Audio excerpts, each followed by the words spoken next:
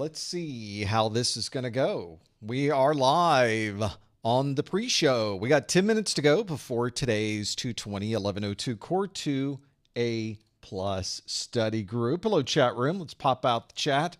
Pop out the chat. Pop out the chat. There we go. And I need help. I need help. I need stream help. That's the statistic I put up on this side. You can't really see it too well from where you're sitting, but it says excellent, which is what we want. Hi, everybody. Thanks for being here. Settle in. We've got the 220-1102 Q&A coming up shortly.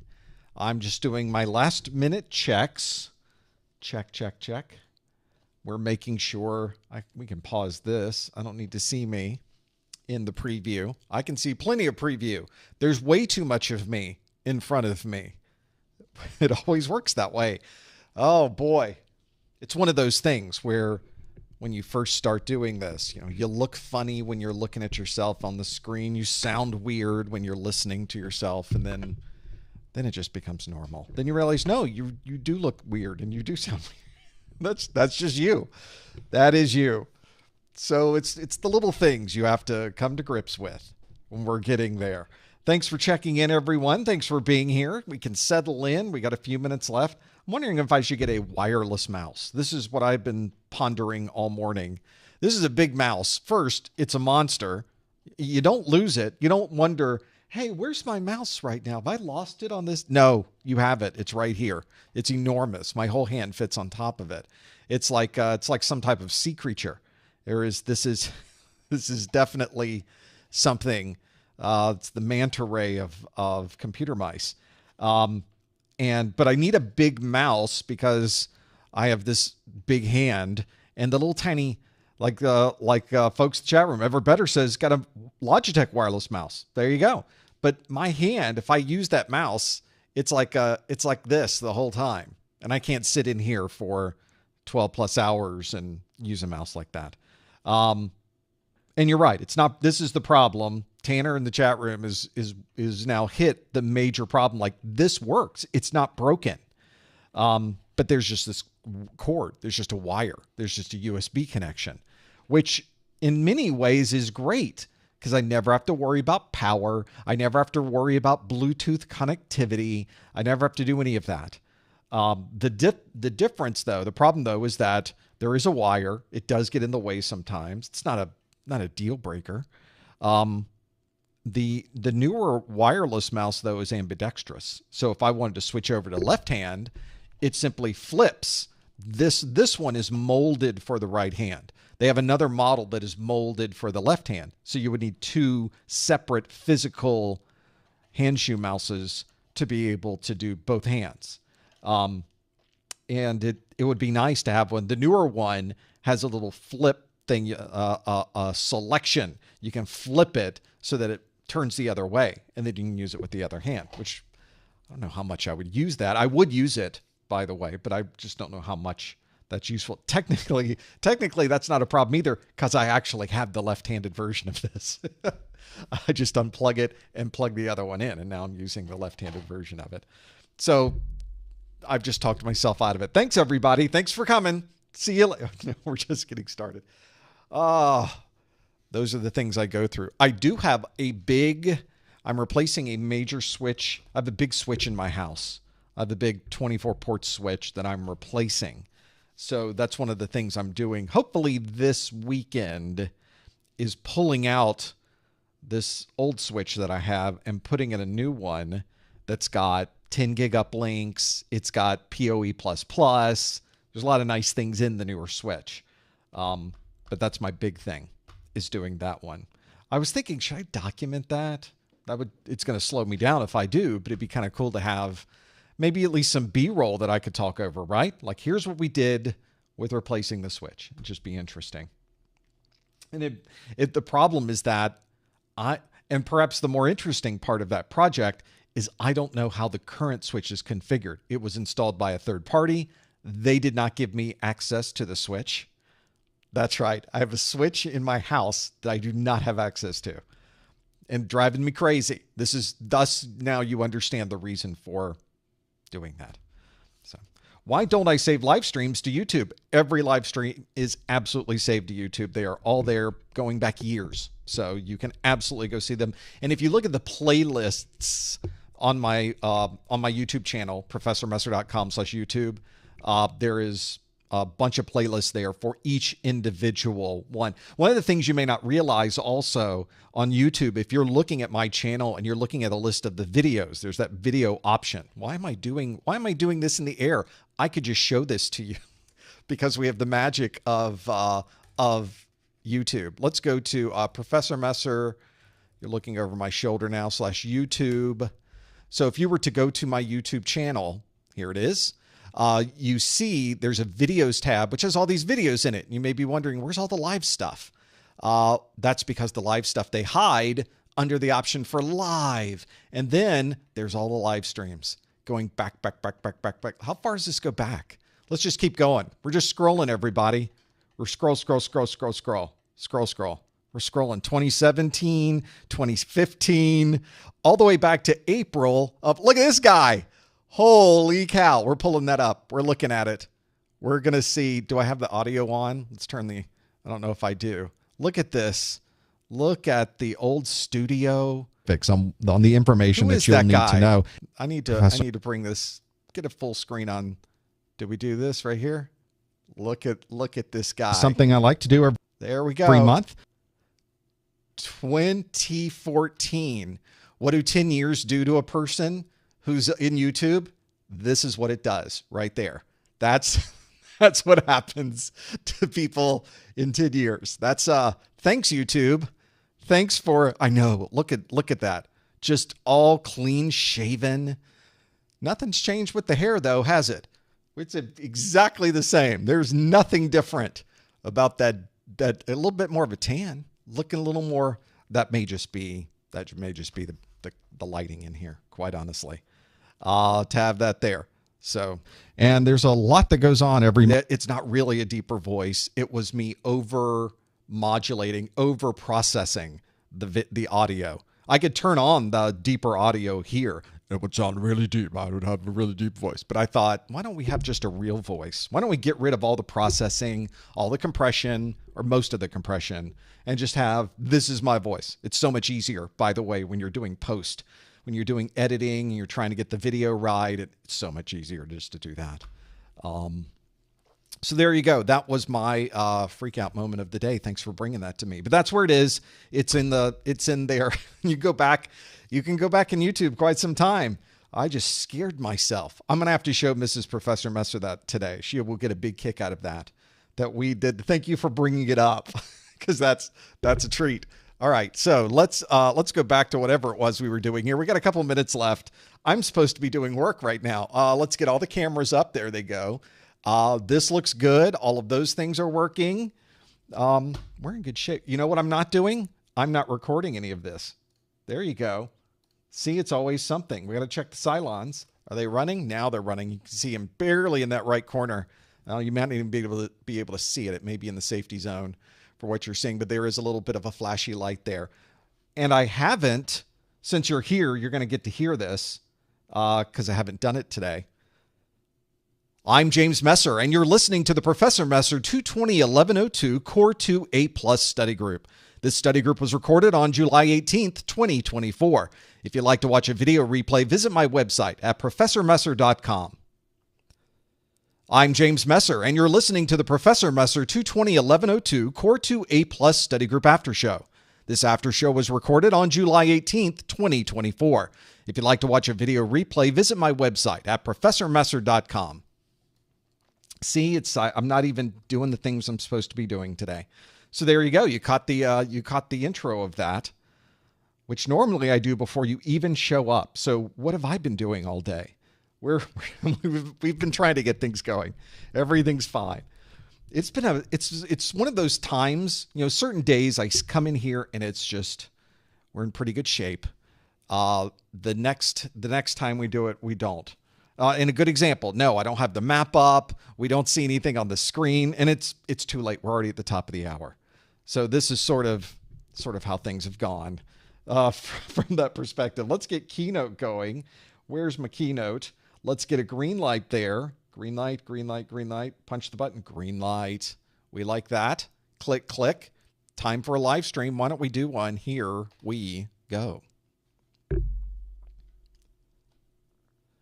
Hello, everyone. Welcome to the July 2024 Professor Messer 220-1102. That is the Core 2 A+ study group. Thank you so much for joining us. This is our live stream where I step through questions that come directly from the CompTIA exam objectives. And you, if you are here live, get to participate in real time, locking in your answers to see how much you really know about these objectives. If you're watching this on the replay, you can join us as well and keep track of what you think the right answers might be. We will go through all of those in just a bit. In the meantime, I'd like to remind you that you can follow along with us. Simply use the link that is on your screen, pop open a new browser window, and browse over to professormesser.com/QA. It's right there at the bottom. And that will bring up a little option there. There is an app that used to be available. Well, it still is available. It's the Vevox app. But if you were to install the app and then launch it, it would simply take you to the website anyway. So they've sort of transitioned away from their app. So those of you wondering, why are we not doing the app? Why aren't we doing the numbers on the app and that kind of thing? That's why, because we really don't need to do that. Fortunately, that gives us an opportunity to take advantage of the Vevox functionality and see if we are indeed able to answer some questions. I have a question for you. This one is actually from last month.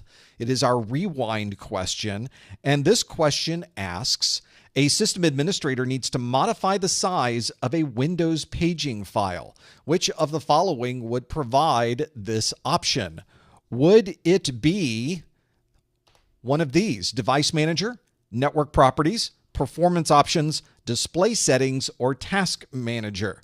We have one important rule to keep in mind is that please do not answer the questions in the chat room. Please do not put any hints in the chat room. Instead, you want to visit this link, professormesser.com/QA, to answer that one, lock it in, see how well you happen to know this. We'll have to see if you do indeed remember this from last month. I think you might. We didn't do great on this one last month, which is the reason I revisited it. We'll come back to this question in just a moment. In the meantime, I want to thank everyone for being here. We've got a lot of folks in the chat room already. There's others that are still coming in. I'm looking at some folks that are joining us. Thanks for being here. We have also got, of course, when we're not here live, we have our YouTube channel. We have our daily pop quiz questions on Twitter. We have daily A+ pop quiz questions on Instagram. All of the links are on your screen. The way that you find me on any social media is you type in professormesser.com/ and then the name of the social media site. So it would be LinkedIn, Facebook, YouTube, Twitter, Instagram, whatever those might be. You will find them if you work on that. Sometime in the first hour of this live stream, I will be providing you with information on how you could earn a 1 hour of a webinar category CEU.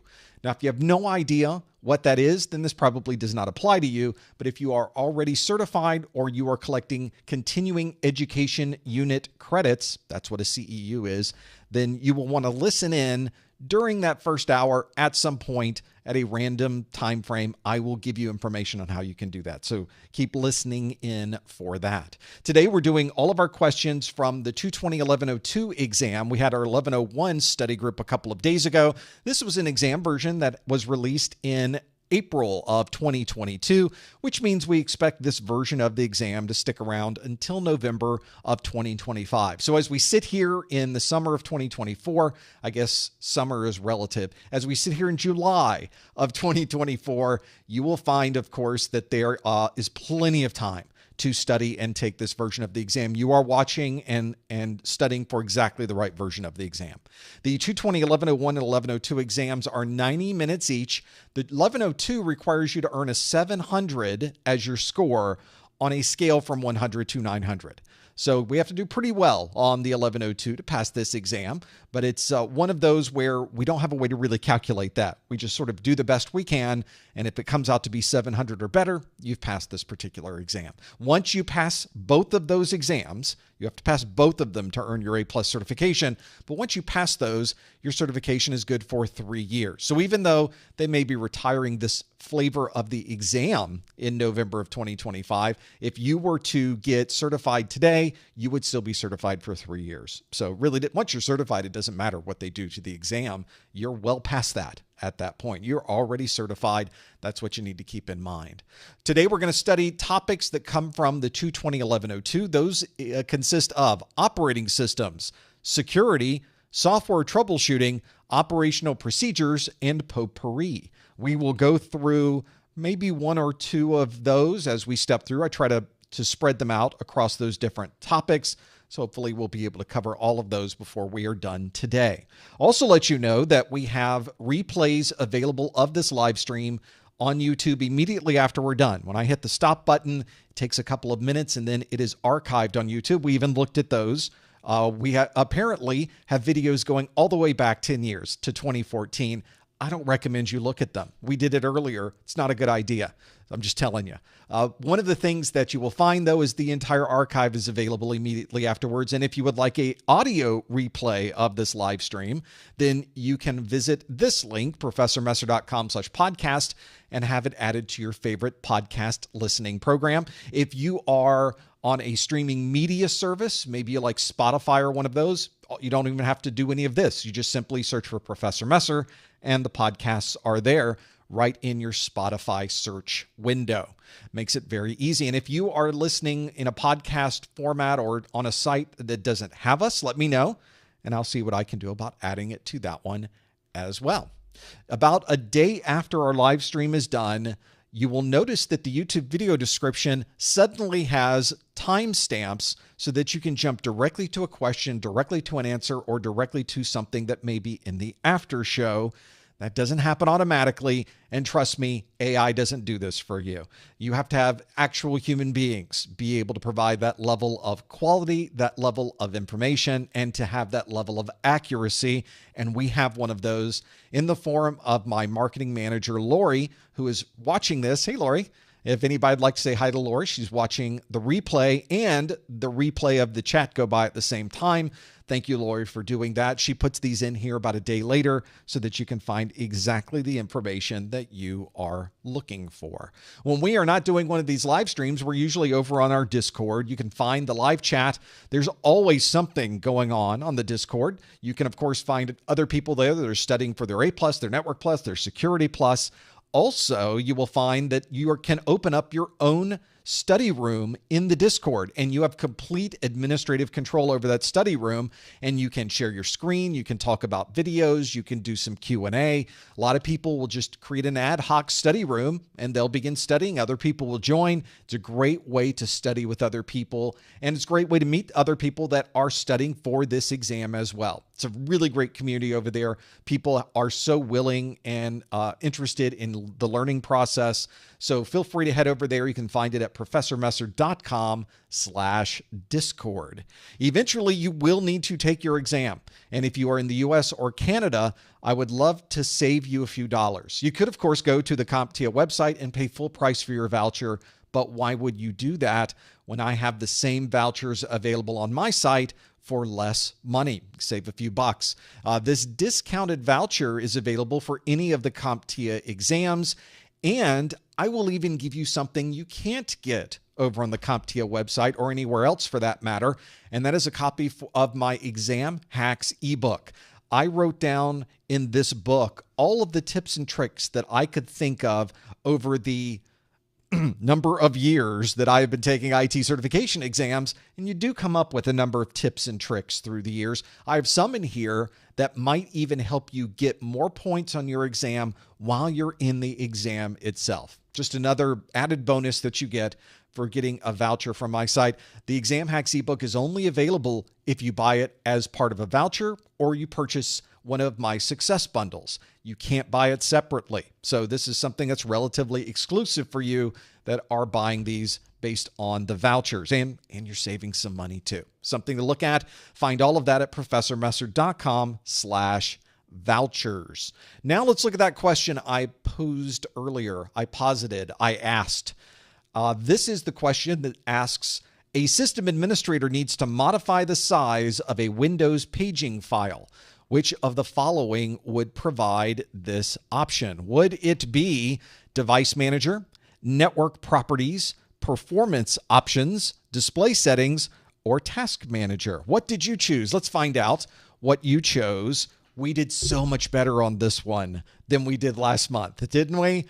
We were all over the place last month, but today, 68% of you say the answer is Performance Options is what you're looking for. And that is indeed where you would want to go to increase those. The performance options are where you would configure different settings for this memory setting, your virtual memory settings.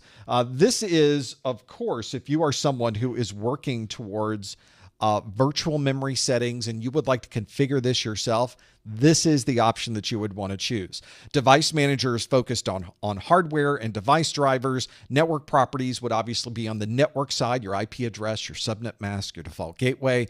Display Settings would be associated with your video.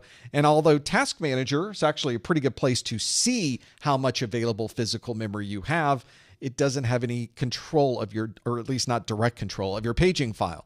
So Performance Options is the option we were looking for. That's the one that allows you to modify and update those settings. And that is the correct answer. So it looks like a lot of you were able to get into the front end that we have at professormesser.com/QA. You were able to answer the questions. Everything seems to be working okay. All you have to do is stay on that page, and all of the next questions that you will see will be based on that particular URL. So don't have to go anywhere for that to make a change. Let's now talk about something different. I have for you not a multiple choice based question, but I have for you a question that is, well, it's just not multiple choice. It can be anything but multiple choice, and CompTIA defines these as a performance-based question. You will get a handful of performance-based questions at the very beginning of your A+ exam. So don't be thrown by that. If you're simply expecting one of the many multiple choice-based questions, you might be surprised. And I do have people that show up after their exam is over and say, wow, the first questions I got were nothing that I was expecting. So now you are watching this live stream. Now you can expect these. There will be questions that might be fill in the blank. There might be a matching question. You might be having to put things in a particular order. It might be a drag and drop question. They might put you to a command prompt. There's a lot of different ways to ask questions on this exam, and they can use any one of those at the very beginning of your exam to maybe ask in a different way the things that you have already been studying. So I have for you, as I do with every live stream study group, we always have our first new question is a performance-based question. And your performance-based question of the month is this one that asks, pick the best utility to address the issue. So I have for you, this is really more of a fill in the blank. So before we get started, I will remind you, please, no answers in the chat room. Please, no hints in the chat room. I'll also tell you that you can answer this one by simply using the letters and numbers. So if you think this is already in the right order, you can choose 1A, 2B, 3C, 4D and just submit that. So just remember what you choose, because I'm not really counting or managing the polling and the counting of the polling on this side. So this is the one, if you're listening on the podcast, let's step through each 4 of these, and then I'll give you the 7 different options that are available to make this happen. So the first one is a Windows computer will not boot after a virus removal. What utility would you choose? Would it be NetUse, Format, GP Update, SFC, Netstat, PathPing, or CheckDisk? So there's quite a few here to go through. You will use that same list for all 4 of these issues. The second issue is after login, a user does not see the drive letter for their network share. Should we use NetUse, Format, GP Update, SFC, Netstat, PathPing, or CheckDisk? Now I realize with some of these questions, you might want to use more than one of these, but you only want to choose the best option. And that's something common you see on the exam too. Third on the list is the file system of a Windows computer is showing corrupted information. What do we use? And the last one is a company is deploying new login requirements to all workstations. Which one of these utilities would you use? So in fact, which would be the best utility to use for this? You can't choose format for all of them. That's what I'm saying. Is that we'll just wipe it all and start over. We'll just nuke it from orbit and we'll sort it out later. No, that's not what we're trying to do. We're actually trying to address the problem, choose the right utility to address the problem. Chat room's saying, but wait, that's valid. You could do that if it does fix everything, as Taz appropriately points out in the chat room. It solves all your problems. You simply need to just format it all. It certainly clears your calendar at that point. There's not much more to do for the day. You're all formatted out. So see how much of these you think you know is the right answer. I think a number of you, I'm sort of flipping through answers. I don't normally look at the answers, but we have a few people that are going back and forth over a couple of different ones. And I've got some really good ones here. And we can even argue a little bit about why I would choose one of these over a different one, which is absolutely valid to talk about as well. There are different ways to address a problem. Some people might use one way to address the problem. Other people might use another. But I am going to approach this from the perspective of what the best choice might be given that particular kind of issue. And we'll sort of step through those. So let's see how well you do with this one. One more time for those of you listening in. We have options of NetUse, Format, GP Update, SFC, NetStat, PathPing, and CheckDisk. And I want to address these 4 problems. A Windows computer will not boot after a virus removal. After login, a user does not see the drive letter for their network share. The file system of a Windows computer is showing corrupted information, and a company is deploying new login requirements to all workstations. So let's step through each one of these and see which one I would choose, and then we'll see if you agree with that. See, in fact, there's a few that we may want to point out as we go through it. So we'll start with the very first one. Are all 4 of these on the same system? I hope not. You've got a very, very bad system if that's the case. We can take each one of these as if they are an independent system. These are 4 separate systems. You're having a very bad day. I'm just giving you that perspective. The first one is a Windows computer will not boot after a virus removal. What would we choose out of that list to address the issue in the best possible way? And I think the one that I put into this list is SFC. Now, why would I choose SFC? And I see this because a large number of you in the answers chose CheckDisk as what you would choose for that particular response. I think that's what, a lot of people chose CheckDisk. And I think this is a good opportunity for us to kind of discuss what the differences are between these two things, because it will be an interesting way to approach this. The first problem you run into with viruses, especially if you're trying to recover a system from virus, which of course I don't recommend. I recommend nuking this entire system. Maybe this is Format. Maybe that's the one we should have chosen for Format if you really wanted to be the most accurate. But no, let's say that there's some files on the system. We need to get those files off of the system before we re-image it, but it's not booting. The virus has clearly infected core parts of the operating system. It's not booting. It's not a case where at least we're at the Windows prompt and things look funny or we're getting ads on the screen. In this problem, it's not even starting. That means that our core operating system files are not what the system is expecting. So one of the things that will resolve that is a system file checker. This is a utility that goes through all of the important critical system files on your computer, and it checks them. And it checks to see, is this the file that was originally installed? If that file has been modified, which should never happen, that file, unless there is a Windows update, that file should not be modified. But if a virus showed up, if a worm showed up and modified these system files, obviously it would be changed. And System File Checker would see that what it's expecting as a system file is not there. It's different. Let's copy over and replace that so that we can now boot this system. And interestingly enough, SFC, a great utility to use for this. You can run this. People are even saying, but wait, you have a chicken and egg problem. If you're not booting the system, how can you run the SFC to run in a system that's not booting? Gotcha.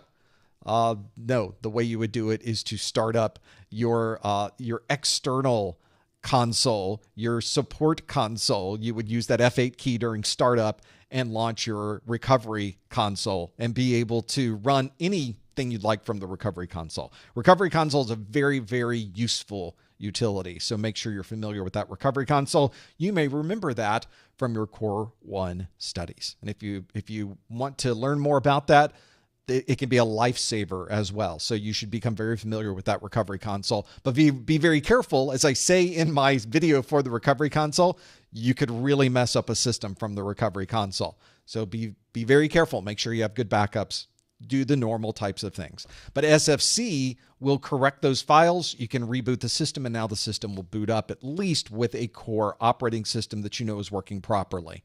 The reason we would not use check disk is that a virus, a check disk first is what it primarily does is evaluate the logical layout of your file system. It is a file system analyzer, and it will help you if the system was to turn off in the middle of a write. You're writing a file and you lose power.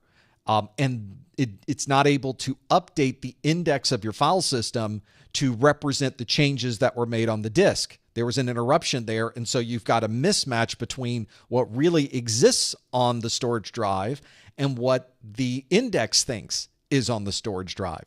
Check disk will synchronize those. It will resolve those, or at least give you the option of how you would like to resolve it, and it will correct those logical file system errors. A virus does not tend to create logical file system errors unless it somehow causes your system to reboot unexpectedly, which it's hard for a virus to do that, to power off your system without your operating system knowing about it. So we don't tend to see logical file system problems with a virus. We tend to see corrupted files, and SFC is there to correct corrupted files. So there's my explanation. That's my thought process on why SFC would be a much better choice. In fact, I think it is the right choice in this case, rather than running check disk. And as we've already mentioned, the ultimate answer is probably format. That's a different problem for a different time. If you'd like to come back to that, we can talk about it in the after show. Next on our list, after login, a user does not see the drive letter for their network share. Well, if you are creating a network share, you want to reference a drive H, a drive G, a drive W, and you want that drive to reference a share that is out there on the network. That's something that commonly happens automatically during a login script, or it may be configured as part of your user profile in Windows. But if it's not there, then you may have to manually connect to that share, and the utility, or the combination of terms, the utility is actually the net utility, and it is the net use functionality of that utility that allows you to define a drive letter and connect it to a network share. So you just have to do it manually, and then you'll have to go back to the person that manages the login scripts and say, why is this person's login script not working properly? What's going on there? And you'll have to troubleshoot that later on. But to get them up and running and connect them to the drive letter that they're expecting, you can use the net use command. Next on our list is the file system of a Windows computer is showing corrupted information. Let's see what kind of corrupted information might be there. Well, let's see, how would we resolve a file system showing corrupted information? We've even already described how a corrupted file system, one that is not synchronized in the index versus what is on the storage drive itself, that is the utility that can resolve that problem for you. Check disk is a perfect option for that. I wanted to have both of those on this list so that we could really talk about the differences, and that is the one showing corrupted information. Now, if you were in the file system showing corrupted information, technically speaking, if it's a system file and you feel the system file is corrupted, would check disk resolve that? It would not. Check disk would not rewrite a new version of your corrupted core Windows file to your system. It would only correct file system problems. So there is a difference. There's a very subtle difference, but it is an important difference between how do you resolve an index that's in the front of your book versus the actual words that are in the book. And that is the real big difference between CheckDisk and SFC. CheckDisk checks your index. It goes through your Dewey Decimal System of cards. Most of you have no idea what I'm talking about. It goes through your index, sort of like the table of contents in your book, to see, is the table of contents laid out properly, and does it match the pages where this particular chapter starts? That's what CheckDisk looks for. And if the page number, it looks in the index, says this page is supposed to start on page 100, it's showing here that's starting on page 110, I need to fix that mismatch. But if you have the actual contents of the chapter are scrambled, once you get to page 110 and you're noticing this is just a bunch of garbage, then you'll want to run SFC and overwrite with the correct information. So hopefully that's given you a little bit of insight into how those two things work.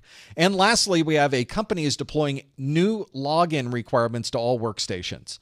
Suddenly they've realized, oh, we should have passwords that are at least 8 characters in length.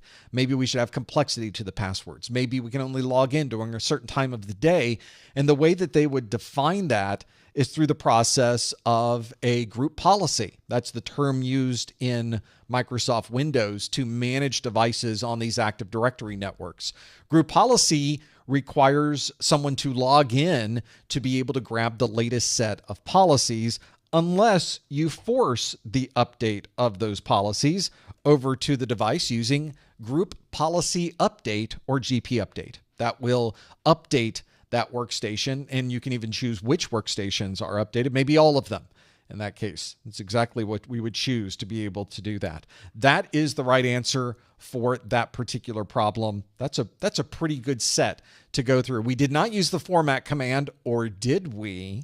We did not choose netstat, which is a great utility for being able to understand statistics on network communication. We'll show you what devices your machine is talking to. It'll show you who's talking to your device. It'll show you what port numbers are in use. Shows you a lot of information, show you routing tables. Netstat is an amazing utility with a lot of depth. I don't even use all of the features of Netstat. I really should, but it's got so much there that you kind of have to remember what was the number and the tag and the utility term that I need to put in to be able to see that. Netstat, great utility, and it's one you can find not just in Windows, it's also in Linux, Mac OS, and other operating systems as well. And then we also did not choose PathPing. PathPing, a nifty network utility that is a bit of a combination between a ping and a trace route, all combined in the same one. Not really that something I ever deal with, but it's something that you can certainly use to be able to get an idea or even a longer term analysis of communication between one device and another on your network. I do demonstrate that in my video, so be another thing you can try on your own machine as well and run your own path ping to something like 1.1.1.1 or 8.8.8.8. Pick your favorite IP address out there and run a path ping and look at the information you get from there. Those are the 4 situations I put you in. Some of them were a little bit detailed, but I think we stepped through that pretty well. And hopefully now you have a pretty good idea of what that first option might be in this list if you were to run into any of these types of problems. Let's move on to a multiple choice question. Let's see how we do with this next question. And it asks, a system administrator has configured a Linux web service to restart itself every 24 hours. Which of the following would be the best way to accomplish this task? Would it be PowerShell, JavaScript, VBScript, shell script, batch file? Got a few to choose from. A system administrator has configured a Linux web service to restart itself every 24 hours. Which of the following would be the best way to accomplish this task? Would it be PowerShell, JavaScript, VBScript, shell script, batch file? If you know the answer, follow the link on your screen. Go to professormesser.com/QA and lock in your answer. Please no answers in the chat room. Please no hints in the chat room. You want to answer by visiting that URL, professormesser.com/QA. The QA, of course, stands for QA, I think. I'm not sure. ProfessorMesser.com/QA. Lock in your answer and see what you think the right answer might be. As always, of course, we'll have to step through this in a moment and see what I think the right answer is, and then we can have a big argument about what might be the better choice in this scenario. This is not an unusual task, by the way, something we very commonly deal with whenever we're working through problematic services. Not unusual. I used to work with a very large media company, and in their data center, they had a number of different web servers set up as in a big load balancer, and they would reboot one web server every hour. They would go through a cycle. And so during the day, I think the web server would reboot twice because they ran into a problem with some type of memory leak that was associated with the web service they were using. The fix had not been deployed, and they said, well, we can fix that. It's on a load balancer. Nobody ever knows it's rebooting. We're just going to reboot them every hour, and we're just going to go through that cycle around. And it worked. It was a perfect solution for a problem. Well, a perfect fix to a symptom, and you really couldn't complain because once they set it up to automatically restart itself every hour, everything was fine. And then they had time, at least they could wait to be able to get that particular problem. So let's see what you chose to fix this. A system administrator has configured a Linux web service to restart itself every 24 hours. Which of the following would be the best way to accomplish this task? Would it be PowerShell, JavaScript, VBScript, shell script, or batch file? What do you think the answer is? 64% of you say the answer is a shell script. 13% say it's PowerShell. We had almost double digits. 9% say a batch file.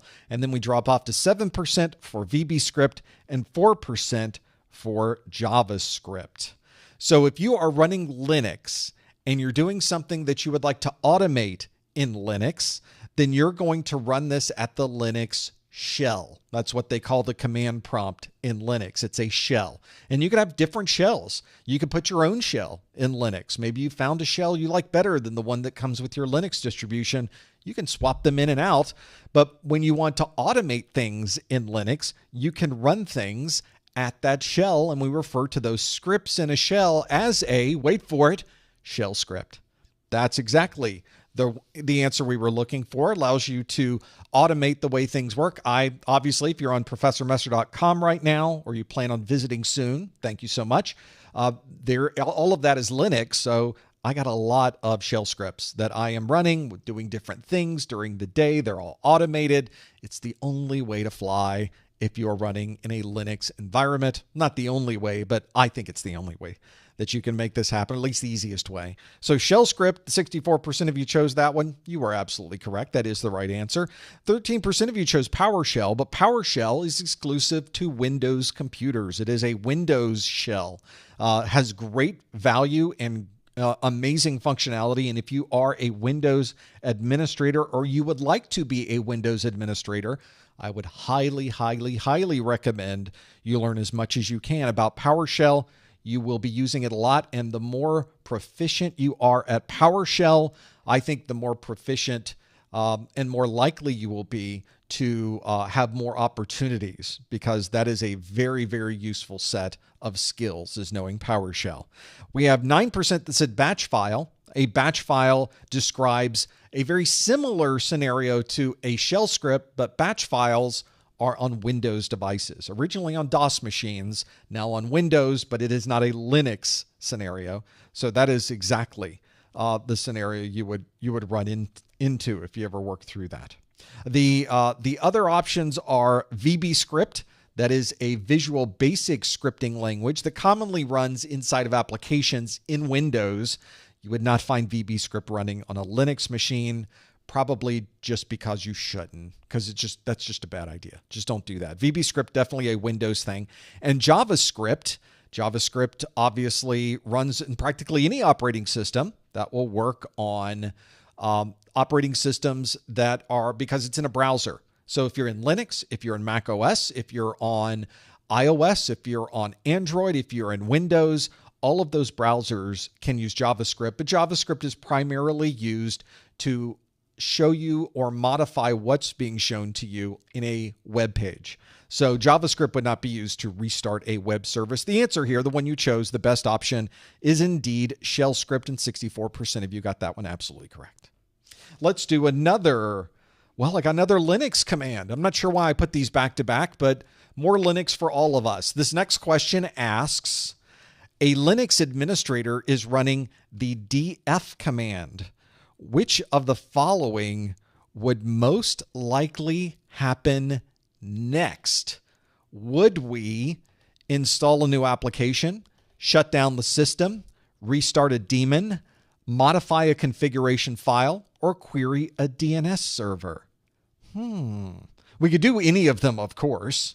Certainly, we could do any of these, but that wasn't the question. The question is, which of the following would most likely happen next? So this one's got to get us thinking. Why would we be running the... I don't want to give anything away. I'm going to stop talking. I want to help you with the answer.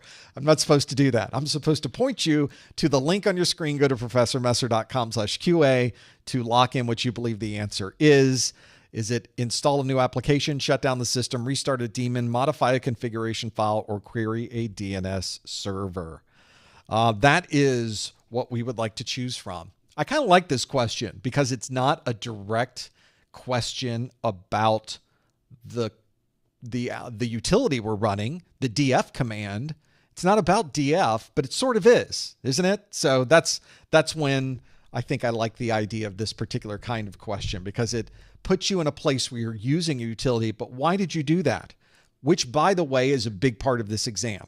They will probably never ask you on a CompTIA exam. I've never seen this where they will say, in the df command, what does the df stand for? They never ask that, but they want you to answer questions that give context to these commands. So that's exactly what we want to do here.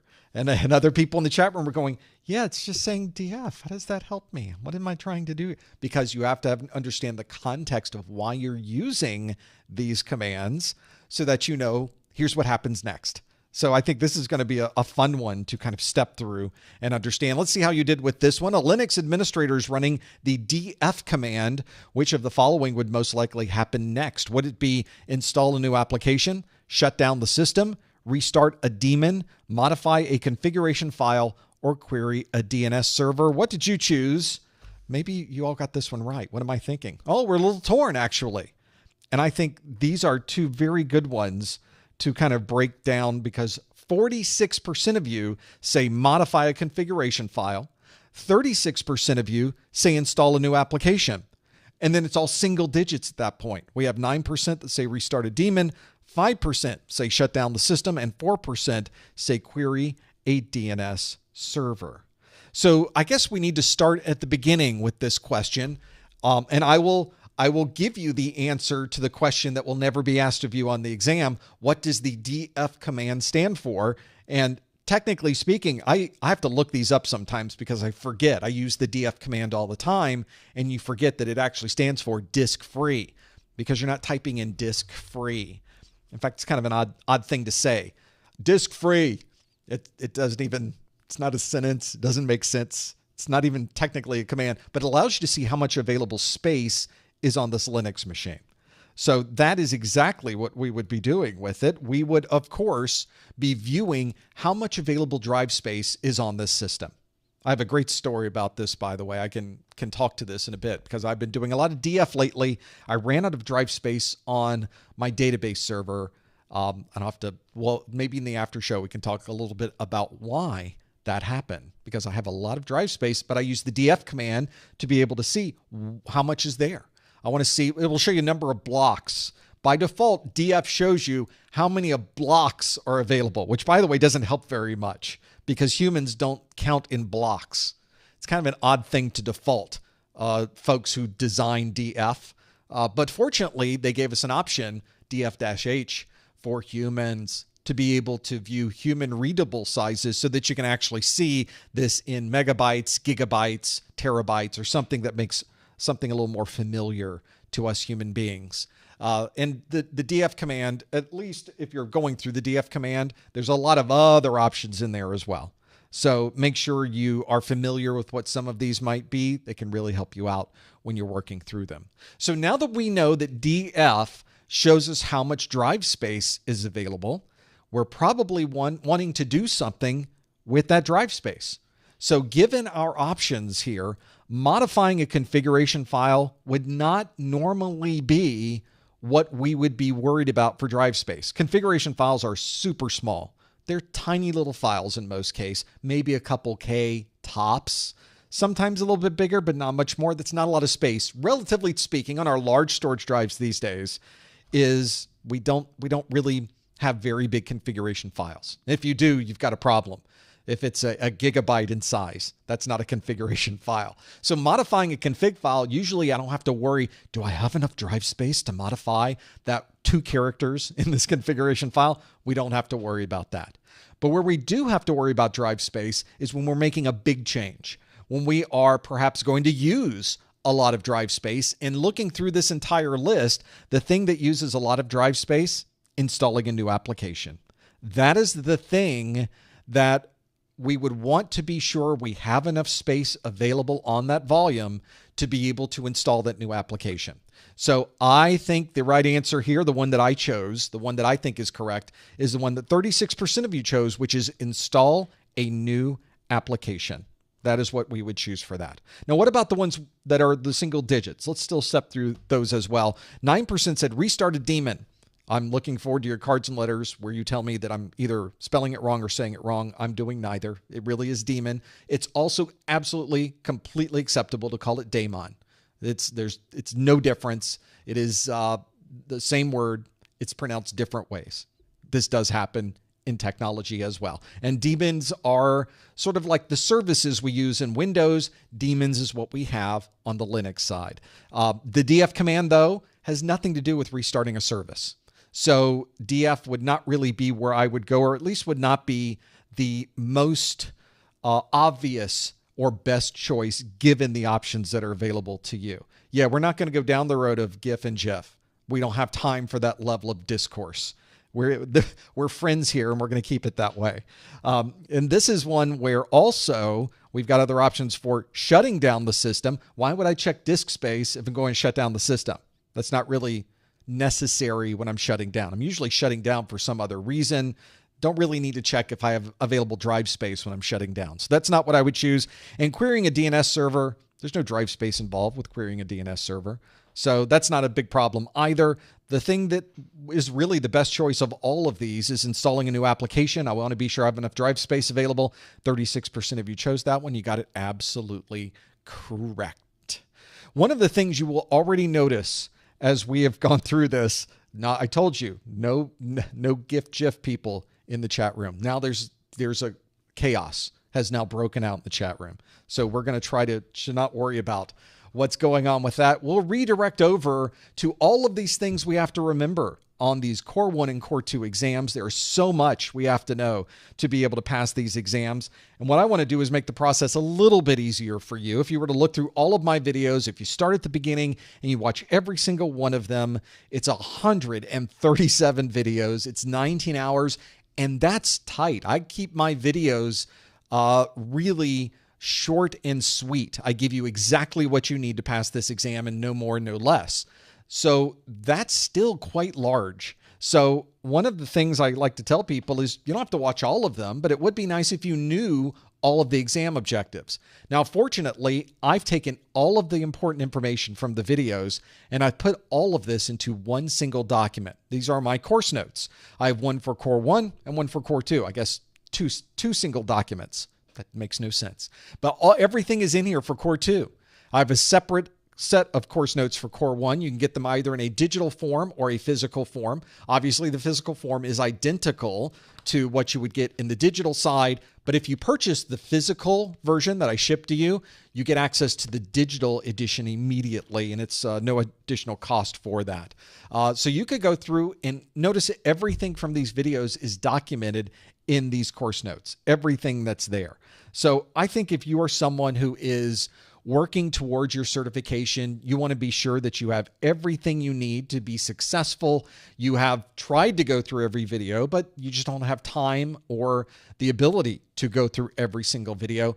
Maybe I consolidate everything and give it to you in this form of the course notes, give you something you can either walk around with a book or pull up on your mobile device, on your computer, and carry it around with you wherever you happen to go. You can find out more about this on my website. You can find it at professormesser.com/1102 notes. Let's do some more questions. I've got another one here. Next on our list is this question that asks about SOHOs. This says, which of the following would be the most effective way to block all gambling websites on a SOHO network? Well, this makes me sad. There's no fun here on the SOHO network, apparently. But I want to know, do we disable SSID broadcasts, configure DHCP reservations, enable content filtering, enable UPnP, or use IP address blocking? We've got a few options there. Some of them could potentially work. We could have multiple answers to this one, but that wasn't the question. The question asks, which of the following would be the most effective way to block all gambling websites on a SOHO network? Would we disable SSID broadcasts, configure DHCP reservations, enable content filtering, enable UPnP, or use IP address blocking?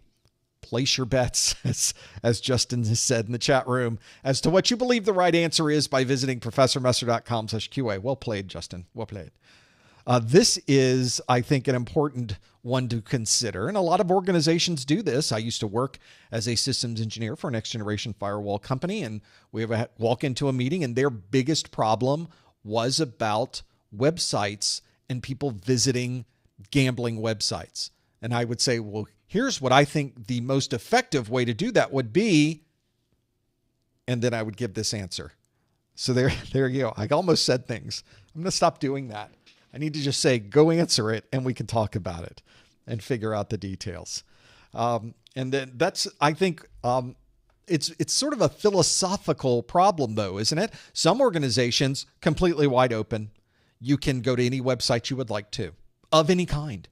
And I won't say they don't care, but it is up to you to police yourself when you are at work that you are going to an appropriate website. They're sort of treating you like an adult.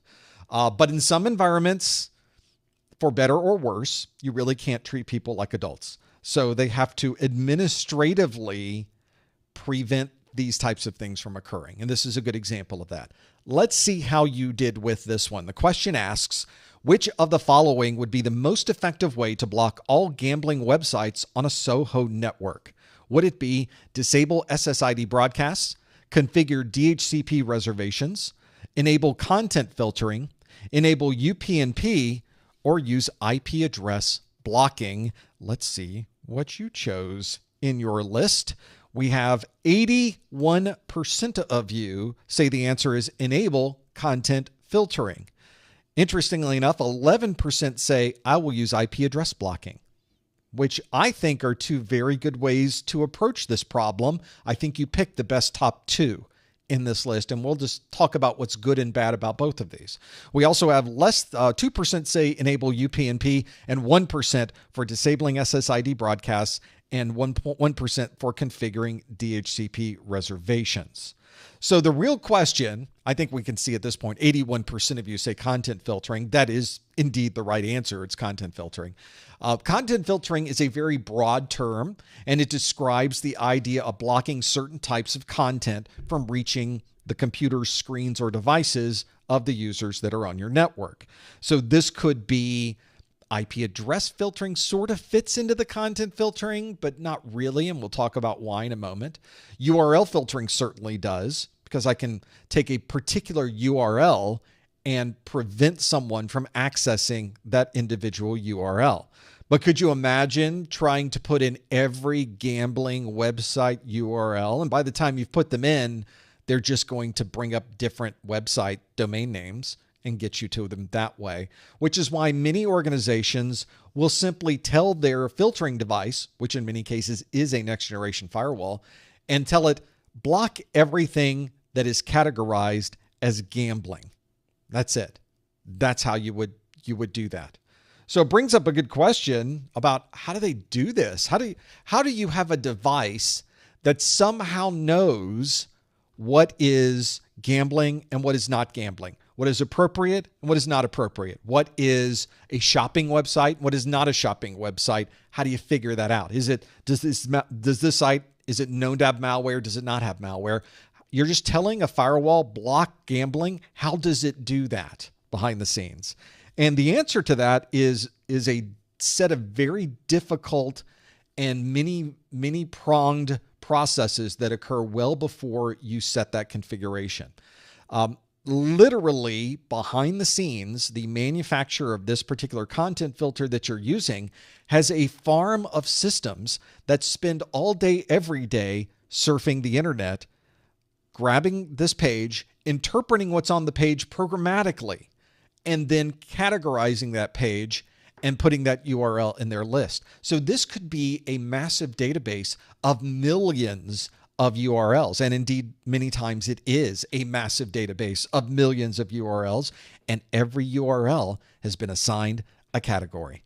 And if you go to that particular location, that particular URL, gambling.com, website I'm not supposed to be at, .org, whatever it is, it will block it because it has already filtered that particular website. Now, you could, of course, add your own URLs. If there's certain ones that are not categorized in that massive database and you want to add them, you can also, most of these devices, add them yourself. But the second most popular answer was use IP address blocking. It's what you chose. 11% of you chose that one, which would work if you had a way to know what the IP address is of every gambling site on the internet. Already you can sort of see where this is falling apart, whereas suddenly we're not getting quite the level of control that we were hoping for with an IP address. Because you would think IP address blocking, you are blocking it. You can't get there. The problem is just trying to figure out all these IP addresses. And then at that point, what if somebody went through a proxy?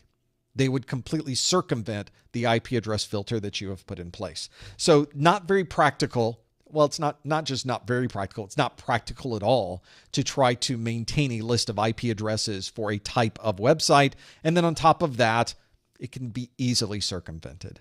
So not what we would want to choose. IP address blocking, not the most effective way. Is it an effective way? It is. If you could spend the time completely always on top of what the IP addresses are, it would work. But nobody has that kind of time. And ultimately, it would not provide you with the most effective way, because the most effective way is to let this very smart group of people that are already searching the internet, that are already creating this massive database, you're taking advantage of that. You've paid for it. You should take advantage of it and simply say, block gambling. You click one button and now you can't get to a gambling site. It's like magic, and that's the way it should be, is to enable content filtering.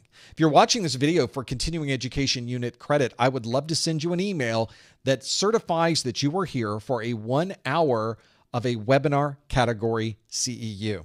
The way that you would do that is that you would go to the top or the bottom of the Professor Messer website and click the Contact Us link. In that Contact Us link, you would put in your name, your email address. In the subject line, please put July 2024 Core 2. And then in the body of the message, put the super secret code words of the month, enable content filtering. Those are our super secret code words of the month. Enable content filtering. You could also put anything else you would like into that message. I do read through every single one of them, although I do not have the time to be able to respond back to every single one of them. So I apologize if you don't get a response from me from these, but I do read through them. I do enjoy reading through them. So thank you for adding that. Again, if you would like to receive an email from me, it usually takes about a week to turn these around. You would go to the top or the bottom of the Professor Messer website, click the Contact Us link. In the Contact Us link, put your name, your email address, the subject line, please put July 2024 Core 2, and in the body of the message on a line by itself, which makes it so much easier for me to find, I promise you. It makes my day when you do that. You put the super secret code words of the month, enable content filtering. Enable content filtering. And if you try to hide, enable content filtering and something else and be a little cheeky, I try to find it, but sometimes I just give up. There's way too many of these to go through. So the way you can guarantee to get your email is to put that on a line by itself. Makes it so much easier for all of us to get there. I think ultimately I do find it. It just takes me a longer time, and then it just extends the time for everything when we're doing that. So I would appreciate if you made it as efficient as possible for me, because this is not an automated process. This is not AI. It is just I. It's I. Is what I'm working on. So I think, and ultimately we do a lot of II here at Messer Studios. We do no AI at Messer Studios because it doesn't work. Thank you, stock market, for that one. Let's do another question, shall we? We got time. This next question on our list asks this question. It says, a system administrator has noticed the clock on one computer is behind by almost 1 minute. Which of the following is most likely the cause of this issue? Is it a USB controller resource contention, an invalid bootloader, low memory, a roaming user profile, or an incorrect NTP server? It's got to be one of these, right? A system administrator has noticed the clock on one computer is behind by almost 1 minute. Which of the following is most likely the cause of this issue? Is it USB controller resource contention, invalid bootloader, low memory, roaming user profile, or incorrect NTP server? So you got 5 options to choose from. I do look forward to your cards and letters. And whenever I say that AI doesn't work, I get so many emails. And I don't mean to make people angry. You just have to understand the context of what we're dealing with. There are certainly things that AI does very well. For instance, if you need a badly generated graphic, AI is perfect for your needs, and it will create one for you. But for those of us that have to do work like this, that's real work, AI doesn't do anything right now. Will it in the future? Maybe. But I'm just waiting. That's what I want, to be able to make that happen. That's what we're looking for. We want it to work today, and it doesn't. So I'm not really sold on it right now. We are definitely, as Morgan in the chat room is saying, we're in the Model T days of AI. I would say we're more in that phase where we have just carved the rock into a circle. I think that's probably where we are with AI right now. And we've got kind of that, we got a hole in the middle of it, but is it a square hole or is it a round hole? We're still trying to figure it out. And make that happen. But for what we do here, which relies on a very, very high level of accuracy, you have to be correct. You have to be spot on. And it has to be presented in a way that humans understand. AI just doesn't work. Doesn't work. There's lots of things in the chat room. People are going, yep, doesn't work for this either. Yep, doesn't work for that. Try and do accounting with it. Nope, doesn't work for that very well. But it will. Someday they'll get there. Someday we will get there, but not today.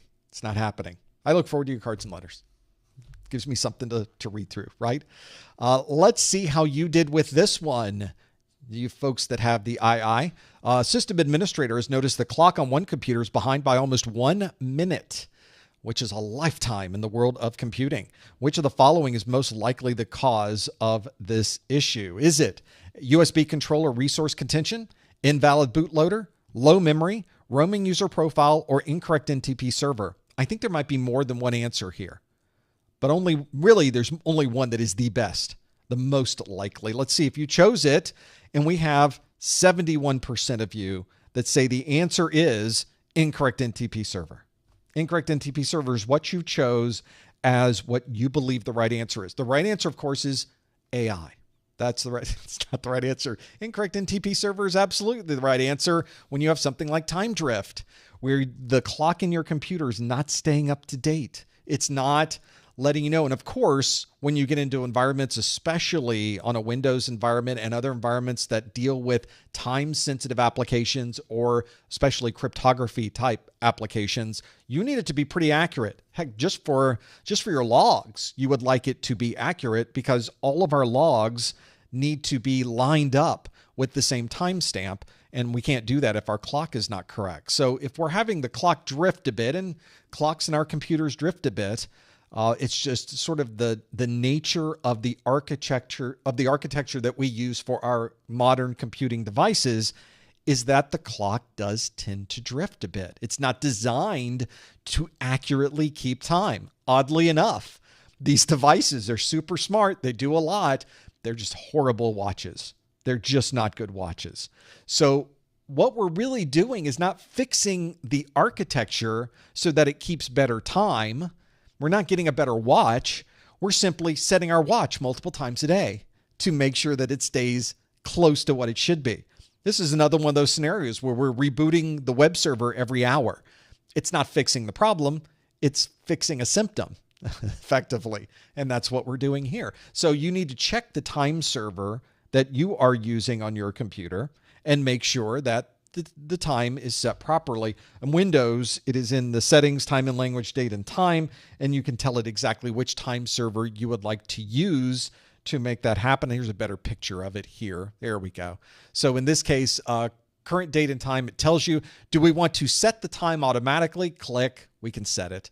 And there are ways that you could specify the time server. Down here, it even tells you this time server is configured to be time.windows.com. There are lots of public time servers on the internet. You don't have to use Microsoft's. You don't have to use Apple's. You could use time.ntp.org, I think, or something like that. Or maybe ntp.org is the one I'm thinking of. Just Google that one, you'll find it. It's out there. It's a useful one to have, but that is the answer we would choose, is we would choose to have this system constantly update its clock every day, every hour, whatever you think it should be, automatically, and it would go through the process of synchronizing itself using a network time protocol server, NTP. That is the correct answer. Now, low memory could cause the slowdown of what's going on. I guess technically, things that in that architecture that would cause the clock to miss a cycle or two could cause this type of problem. And I suppose a low memory condition, if it got low enough, could cause contention that may potentially cause the clock to slow down. This is sort of many things have to happen for that to occur. So I would not consider this to be the most likely cause of this issue, although 14% of you, that's a pretty big number. Roaming user profiles are used in Windows so that when you log into a different computer, a different physical device, your desktop suddenly shows up. And it's able to show up because it's taking your profile and it's able to roam from one computer to another. That is something that has nothing to do with the clock. But it sounded great, so I put it in this list. We also have invalid bootloader. 6% of you chose that one. Invalid bootloader would mean that your system isn't even booting. The clock in your system is the least of your worries at that point, and an invalid bootloader would not cause a problem with the clock in your system. So that would not be the issue that we were worried about. And then lastly, we've got a USB controller resource contention. Although this is a concern if you're trying to connect a USB device, it has nothing to do with the time and date that's configured in your system. The best answer here, the one that is the most likely cause of this issue, is an incorrect NTP server, and 71% of you chose that one as the correct answer. Well done. You did very well with that one. You were spot on with what would be in that particular answer. We do have some time to maybe fit in one more question. And I wanted to give you a question that comes from a different source. This one comes from my practice exams book. This is a book that I wrote because I went to the internet and I looked at some of the practice exams out there and I was not impressed. I wasn't happy with the style of the content. I was looking for practice exams that had a similar feel, a similar tone as an actual CompTIA exam. Hard to find.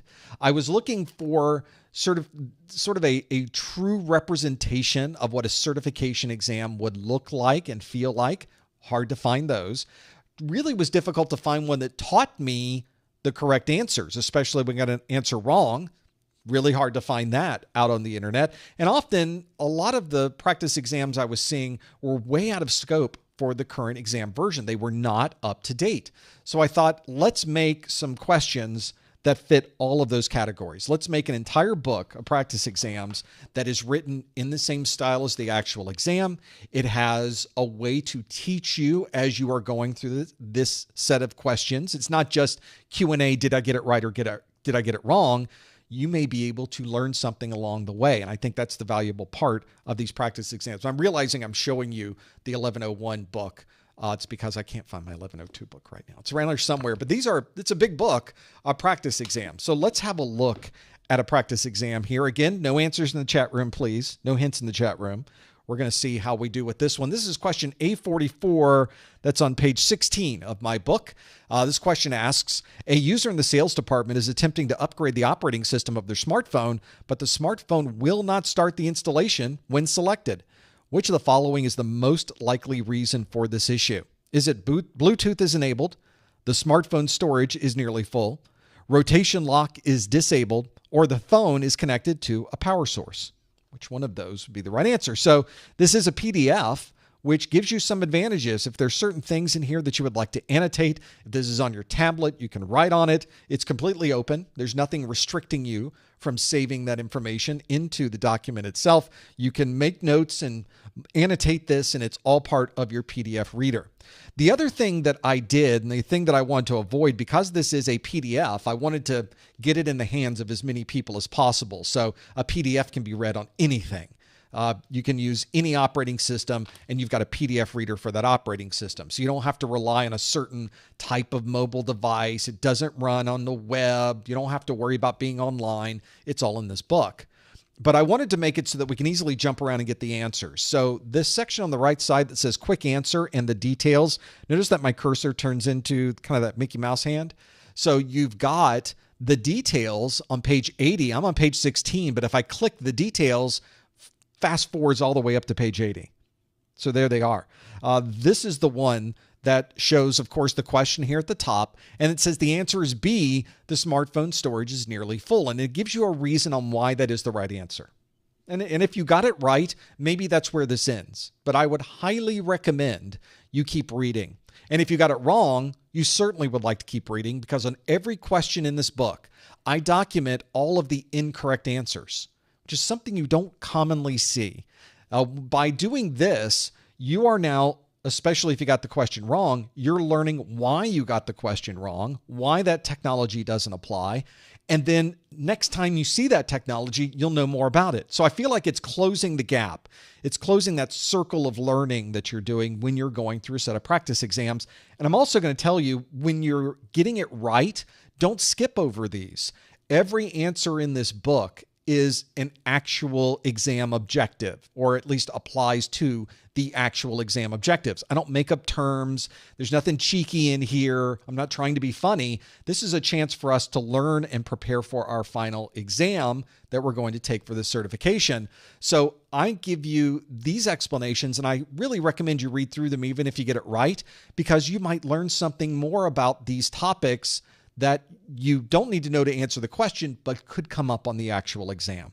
You got some options there and things to choose from. And if you know nothing about what's being presented in this question, I give you a list down here of more information that takes you to my course and shows you the video that this particular question was created from.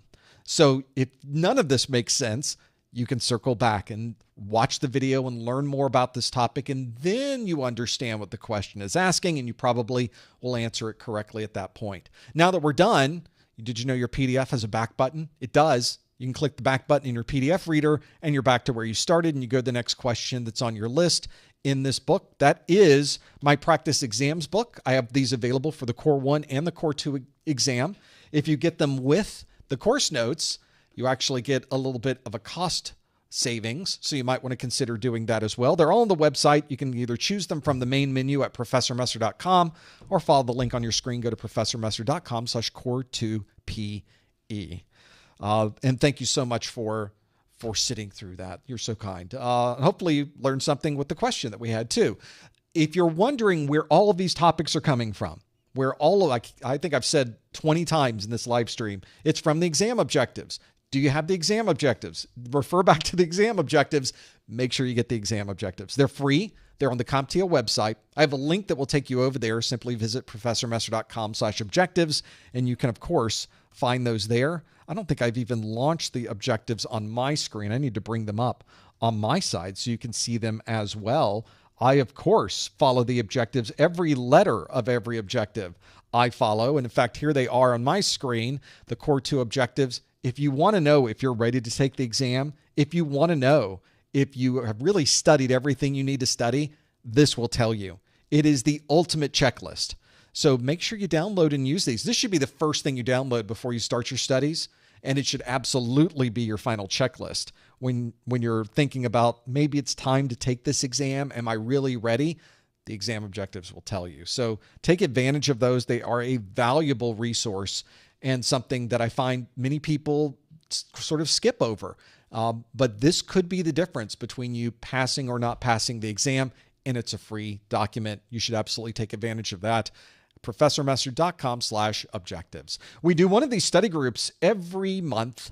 I do A+ Core 1, A+ Core 2, Network Plus, and Security Plus currently. And we have already scheduled our August events. They are August the 1st for the Core 1 and August the 8th for the Core 2. I know normally we do those in the same week, but my world is a little bit chaotic at times, and you can tell by this calendar because the Network Plus is on the 14th and then Security Plus on the 22nd, but at least we've got something to do every week, right? You can always come back and join us for those, even if you're not doing the Network Plus or Security Plus. But if you're working on your A+, you can always check the calendar to find out when the next live event might be. Go to professormesser.com/calendar. I also keep the events updated in the events channel on our Discord. So both of those I always keep immediately up to date. So the moment I know, I will absolutely be able to update that calendar, and you will know as soon as I do that. So it's always, always, always up to date. Well, stick around. We've got more to come. I will be answering your questions in the after show in just a moment. Don't go anywhere. But in the meantime, we've got a lot that you could work towards. We have our practice exams and course notes on our website. Don't forget about our discounted vouchers on our website as well. And of course, if you're looking for us on YouTube, if you want to join our Discord, if you want to find us on LinkedIn, you simply type in professormesser.com/ the name of that site, /Discord/YouTube. And if you like this video, it would warm our hearts and actually help us quite a bit if you were to give it a thumbs up. And if you subscribe to our channel, it's more than we could even ask. We really do appreciate your support, and that really does help us quite a bit. So a simple, non-cost way of helping keeping this channel going and letting others know, because it kind of helps the algorithm behind the scenes as well. Those are all available. And if you would like to join us next time, make sure you check our calendar at professormesser.com/calendar so you know when the next live event is going to be. Well, that brings us to a close in this first hour. Stick around for the after show. We'll be starting in just a few seconds. I want to thank you so much for joining us, and we will see you next time on the Core 2 A+ study group. Thanks, everybody. All right, we're going to grab a drink real quick. And we're going to talk about what we can do here. There we go. To get the questions up and running. Let's get the poll closed up. And you'll notice on your screen, on your mobile device, if you go to professormesser.com/QA, you don't see that. You see this. There it is. And it says you can submit questions for the second hour of the study group at any time, which is where we are. This is the second hour. We will be moderating questions during the session, so your contribution may not appear immediately. And by we, I mean me. We will be doing this in real time. I'll be stepping through the questions, trying to figure out what questions you have here. You'll notice there's a tab at the top of your screen. You can switch between questions and the Q&A that we just did and the questions you can submit. And then I'll simply read through these and go through them. We had a couple that came in the chat room, although I'm not constantly watching the chat room, but I noticed this one come through because it's a sort of a common problem. Skip asks, would you ever consider building out a course for and Skip said CISSP, but you could fill in the blank. This is a popular question I get. Have you ever thought of doing a course for this? What if you did a course for that? What if you did a course for this thing?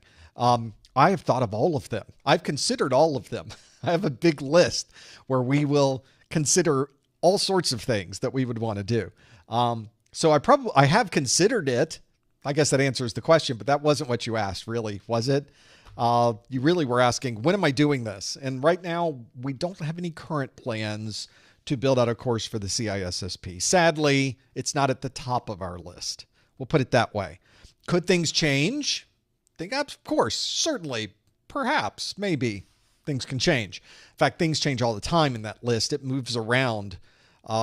Things move up and down all the time.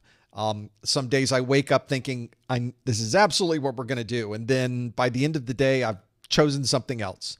So I'm a little flighty that way. We'll have to figure out what makes the most sense for me. But that, at least from that perspective, that's how I make those determinations. Really, I don't know what the next course will be until I finally start working on it.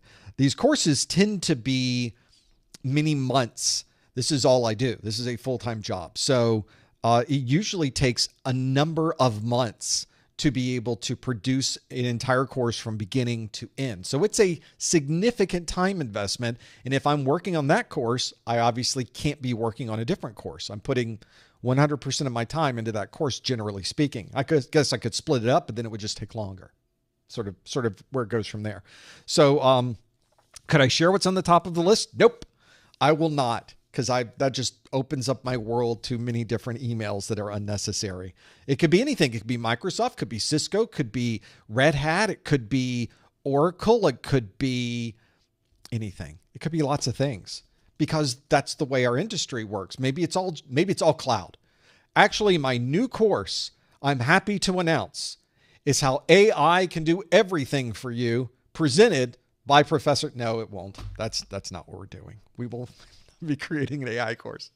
Okay, next, let's go through the questions that you have submitted about these topics. And you can submit a question about anything. It can be about technology. It can be about certifications. It can be about IT. It could be about AI. I'm not going to answer that one. So you can submit it. I guess it would make you feel better. And you could ask about anything. Ask what I'm playing on Xbox right now. We'll talk about that if you want, which is not much right now. I'm kind of busy. So that was a quick answer. Maybe that wouldn't be the best answer. Let's answer your questions, though. The questions that you're submitting, I'm going to flip through them on my screen and kind of pick up where the different options are. Here's a pretty good one. This is from Charlie. Here's from the ones that I have here. There we go. So you can actually see it. That would be good. This is from Heisman winner Charlie Ward, who's never heard that before. Says, I passed my 1101 in late May. I'm currently preparing for my 1102. My biggest challenge is the Linux commands. I feel you.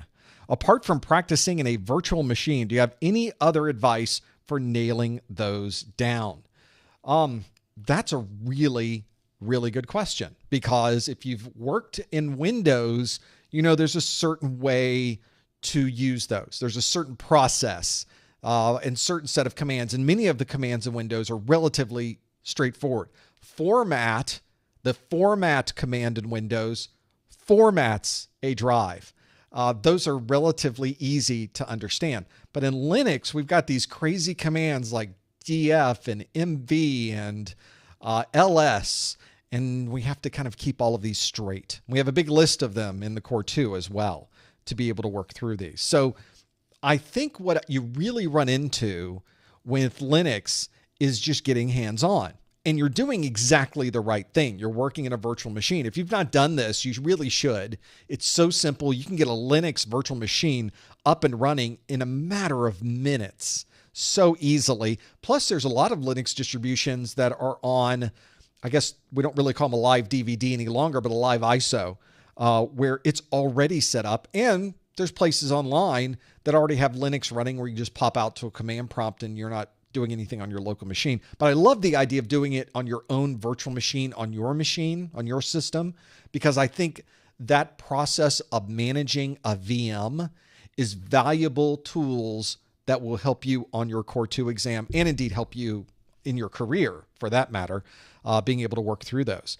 So grab your favorite Linux distribution. I think the one that I was looking at most recently, which one was I looking at? The Linux distribution. In fact, I was looking at this because I was hoping to install a new Linux build, and I don't remember which exact distribution I was looking at, but any one will do. Go grab Ubuntu. Go grab any of the larger size distributions, because they're the ones that are probably going to be the best possible installation view. Kali is not necessarily what I would choose for this particular task, but that would work fine, because Kali is a very well-supported, very large distribution. It just has a lot of tools that are unnecessary. It may be too large for what we're dealing with, but it certainly has all of the things you need at the command line. I was building out a number of different Linux VMs the other day because I want to choose these. Some folks in the chat room say, I run Ubuntu, I run Mint. Somebody else said Kali. So you've got options there. You can't go wrong. Just pick a Linux distribution and go with it. And I think you're in good shape. The reason is you're not going to be using this for any type of production use. This is really just for your own purposes. I think the part that can be a challenge, especially when working through a VM, is you need to make sure, depending on the operating system that you're running, that you have that capability to run it as a virtual machine. For example, I think about folks that are running on Mac OS. If you have some of the newer Apple Silicon devices, it won't run certain VMs because it won't run on that platform. You have to get the right VM. And not all Linux distributions have a distribution type that will work on something like the Apple Silicon. So you have to make sure you get something. That's why I say get one that has well supported, that you could download different flavors and run it in Windows. You can run it on a Mac. You can run it on an Intel platform. You can run it on the Apple Silicon. You've got different options and being able to work through them. And now we're fighting about which ones we would use in the chat room, which is exactly the purpose of doing that. That's what I think is probably your best bet. Now, the challenge, of course, when working through the VM with Linux is that you're just typing the commands in. You don't really have any context as to what you're doing when you're working through those. There are third-party labs out there that might give you at least a little more insight, where you can bring up a full-blown Linux distribution. It will walk you through running these commands. It has a scenario with files and information that can help solidify those topics in your mind. But I think if you stepped through my Linux video and you followed along with the things that I was typing in, you would probably do pretty well. And quite honestly, if you've used Windows at the command line, then you sort of understand the concept of copying a file, renaming a file, or in Linux, moving the file. Doing things at the command prompt are not completely unusual to you, but you might want to spend time on more of the Linux-ish commands like df, like ls, and become a little more familiar with those. And you can do all of that in a VM at the command line. I think you're in pretty good shape. One of the things, if you really, really wanted to push it, you really want to try a little more with it, try installing an application in Linux. Try installing a web server. Load up the Apache web server in whatever method is used in your Linux distribution to install new software. And then configure it or look at the configuration of it. Install a database server. Install MySQL. It's perfectly reasonable installation. And you can see, what did it do when I installed it? How can I look at those files? How can I look at that configuration? Isn't Nano part of the Core 2? I believe it is.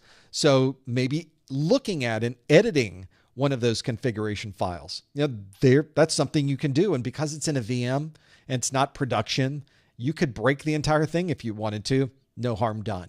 So I think it's a perfectly good way to do it. I think that's a reasonable perspective. And I think that's what I would do if I was studying for that Linux, those Linux commands, and trying to figure out the details. And if you just can't, it's just too foreign and you need something to kind of walk you through how you would approach Linux and other topics as well, you might want to look at third-party labs. We have some on Professor Messer website. We have labs that are made by CompTIA. Their CertMaster labs are very good labs. They're exceptional labs. Their latest generation of labs are really impressive. So those are ones that I support on my site, and it helps support us as well. But there's many third-party labs you can choose from. So find the ones that work for you. Let's take some more questions that you are submitting. You're submitting them at the link you see on your screen. Go to professormesser.com/QA to submit your question. This question is from someone. You don't have to give your name with these, by the way. And this question is from someone who did not submit their name, which is perfectly fine. This is from Anonymous, who says, if you are certified in A+, Network Plus, and Security Plus, would you need to renew all three when they expire, or would you only need to renew the highest certification? Gosh, could you imagine having multiples of these? Maybe you have like 5 different CompTIA certs, or in this case, just 3, A+, Network Plus, Security Plus. What if they all had different expiration dates and you had to renew them individually? That would be awful. So fortunately, that's not the case. You will find when you pass a higher level exam that CompTIA synchronizes all of your expiration dates. And that's because their higher level exams are all designed to renew lower level exams. I'll tell you what I mean by this. I'm on the continuing education page on the CompTIA website, and I am in the renewal part. It says, choose your renewal path. I'm going to choose this and say renew with a single activity. And the activity that I want to use is to take a CompTIA certification exams right here. And I'm going to learn more about that. So one of the things you can do to update A+, Network Plus, or Security Plus is to take a higher level version of the exam. So I can see if I've got the view in here that I'm looking for. Let's choose Security Plus. Is this going to show me? No, it's just going to take me to the Security Plus page. They used to have a great graph in here, a table that showed me what certifications are higher level, what certifications are lower level. It's probably in here somewhere. There's so much to sort of sift through on the CompTIA website. We'll have to find where that happens to be. But the benefit, though, is that if you pass your A+, you're A+ certified. If you then go take the Network Plus and pass it, the Network Plus automatically renews your A+. So you don't have to renew your A+ separately. You already did that by passing your Network Plus. If you then take the Security Plus exam and pass that exam, it renews both your Network Plus and your A+ at the same time. So fortunately, all you have to worry about is passing the highest level exam that you earn, and everything else underneath will automatically be renewed. Now, that's not necessarily the case with every single CompTIA exam. So make sure you refer back to the CompTIA website and that you understand what the differences are between those different exams. So if Linux Plus, for example, has a completely different set of higher and lower, what it considers to be higher and lower on their website. So check the CompTIA details, but that could save you a lot of time, especially if you already have all 3 of those. All you have to worry about is renewing Security Plus. You don't have to worry about collecting CEUs or taking CertMaster CE or doing anything else. Just worry about Security Plus. Make sure that's renewed, and everything else underneath will also be renewed at the same time. Thankfully, yes, we're so glad about that one. You don't want to be in that position of dealing with those multiples. That would just be, it would be challenging to deal with that. Let's go through other questions. What other options are there for continuing education? Well, you could, in fact, there's a video on this. Funny you would ask. On the YouTube video description of this video is how to renew your A+ Network Plus or Security Plus certification in just a few hours. And I go through each of the different options for renewal, which might be take the exam again. Not the best option. Collect CEUs. Some people do that. Take the CertMaster CE. That's an option. Take a higher level CompTIA exam. We just talked about that. Take a third-party exam. You may not even realize that some third-party exams give you CEU credits that you can apply to renewing.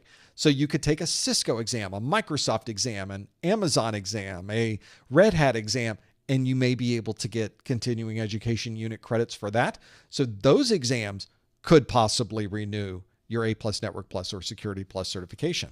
So you got options there. You got things you can do, and I think those are good options to pull from. Other questions.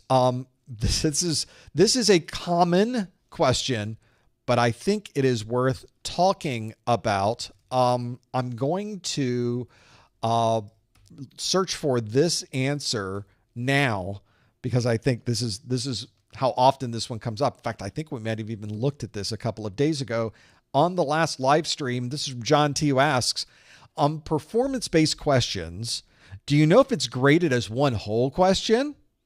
Or if you get 3 out of 4, would you get partial credit? I love partial credit. Everybody likes partial credit, but do you get partial credit? This is really the question. So we want to know if that's what we're running into with this particular issue. And so we need to go to the source. And the source in this case is CompTIA themselves. I Googled PBQ FAQ. That's what I got. I got this page. It is the performance-based questions, frequently asked questions, which would be different than if you were trying to find out information about a frequently asked question, because that would be a frequently asked question. Down here at the bottom, it has a question that says, amazingly, is partial credit given if I answer part of a PBQ correctly? And thankfully, CompTIA has cleared this completely up for us. And they've said there may be questions for which partial credit is offered. However, exam questions and their scoring are confidential, so no further information can be provided regarding which questions may offer partial credit. They have effectively told you, we might give partial credit, we might not give partial credit. Good luck. That's it. That's all you get. So they've at least said it's possible. So what you're saying is there's a possibility. So yes, they are. And I would like to think in my mind that if there is like a question we did today where you could get 3 of 4 of them right, I would like to think that they're giving us partial credit on that one. Maybe they are, but they might not be. But here's the thing. And if you've ever looked at the results page online for your exam, they don't tell you how it's graded. They don't tell you how many performance-based questions you got right. They don't tell you if you got part of a question right and part of a question wrong. They never tell you. You will never know. It's even worse. The universe, the sun will burn out and we will never know if we ever got that question right or wrong or partial. And they're never going to tell you. So I would tell you from the perspective of someone who is studying for their exam, don't worry about it. Because there's nothing you can do. That one is completely out of your hands. And you will never, ever know.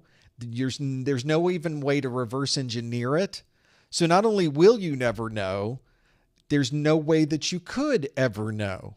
I guess you would have to have some insider at CompTIA who's willing to risk their job. That's the only way you would know. We're waiting for the big data breach. Then we'll know. But until then, we're never going to know. And I don't want to use the word healthy. I just don't think it's useful to you to try to reverse engineer the exam, because ultimately you can't, and it doesn't help you. Spend your time studying. There's other places to funnel that energy, and I think the funneling should be into the exam objectives. But it's a chance. I would like to believe that we get partial credit, and I think that just makes me feel better, and I think that makes my test-taking process better. And if that works for you too, I say you go with that. That's my idea. Other questions. This is a pretty good one. We're going to talk to this a little bit. We'll talk more about this in our Network Plus study group next week. But this is from Diego, who asks, what are the major differences or changes for the new Network Plus exam? Is it really focused on cloud networking? Well, it's not really focused on anything. As we know with CompTIA exams, there is no focus. There's way too many topics for there to be a focus. If I could say there is a focus for the new Network Plus exam, I would say the focus is on networking. There's way too much happening everywhere else. Is there cloud networking on the exam? There is. Is there Ethernet standards? Yep. What about power? Yep. What about talking about protocols? Yep, they're on there. So there's a vast majority of things, but there are differences between these exams. The one thing I will tell you, and the thing that is the most important, because right now we are in a conversion period where both the N10008 Network Plus exam, which has been around for about 3 years, and the N10009 Network Plus exam, which has been around about 3 weeks, are both available. You could take either one right now. The problem, though, is that they are very different exams. The topics on the, obviously they're very similar because they're both Network Plus, but the topics, the individual exam objectives are quite different between the two. I think I do have a picture of this. Of course I do. For those of you wondering, let me pull up the Network Plus objectives, which I have been working on quite a bit. As many of you know, we're currently in the process of rolling those out on our YouTube page. If you have not subscribed already, this is the universe telling you should subscribe to our YouTube channel so you'll know when the next YouTube update occurs, which should be very soon because I've been working on that one quite a bit. Let's look at the comparison, a very broad comparison at the exam objective level between the N10008 and the N10009. I did this in, do I have a chart for this? Of course I do. There it is. There's the chart, because I always make charts. This is what I do. I have gone through the exam objectives for the N10008. I have a huge spreadsheet of nothing but the objectives. I have a huge spreadsheet of nothing but the objectives for the N10009. And I compare what was added to the 009, what is missing in the 009, and then what is new in the 009. And from that data, we're able to create this chart, this thing, this big bunch of circles. And you can see that first, you can see the number of objectives in the N10008 is 590. If we count each one of those bullets, the 009 slightly smaller at 430 objectives. I think CompTIA was really trying to scale back the amount of rote memorization in this newer exam. And I think that's probably a good, at least partially a representation of why we see fewer objectives. They are 27% fewer than the N10008. A good chunk of the exam is similar objectives. You can see that about 67% of the exam is shared between the two. The objectives are shared between those two, which is a pretty good number. 290 of those are the same. And that sort of makes sense. If you are interested in going through the process of learning about Ethernet, the packets on Ethernet were the same on N10008 as they are on the N10009. But there are new objectives, 140 new objectives. A third of the exam is new. It's brand new. It's one of the reasons I always tell you, never use a book written for the N10008 to take the N10009 exam. Not a good idea, because you're missing this big slice. And could you imagine walking into an exam and not having studied for a third of the exam? That's a big fat failure. So don't do that. You want to get study materials that have been specifically written for either one of these. Now, the N10009, as I've mentioned, has not been out, not even for a month yet. So this is not a great exam to be taking today unless you really have study materials that are specifically written for it. And there are a number of those already out. There's some people in our chat room that are in an N10009 course. Keep doing that. You're taking perfectly reasonable study materials that have been written exactly for that version. You're in fine shape. But if you don't have those newer study materials and you have N10008 study materials, keep working towards your N10008 exam. You have until December to take this version of the exam. So if you have already been studying for it, all of your study materials are for the N10008. Maybe you're trying to get through it relatively quickly and you can't wait for these other books to get published on the out in the world.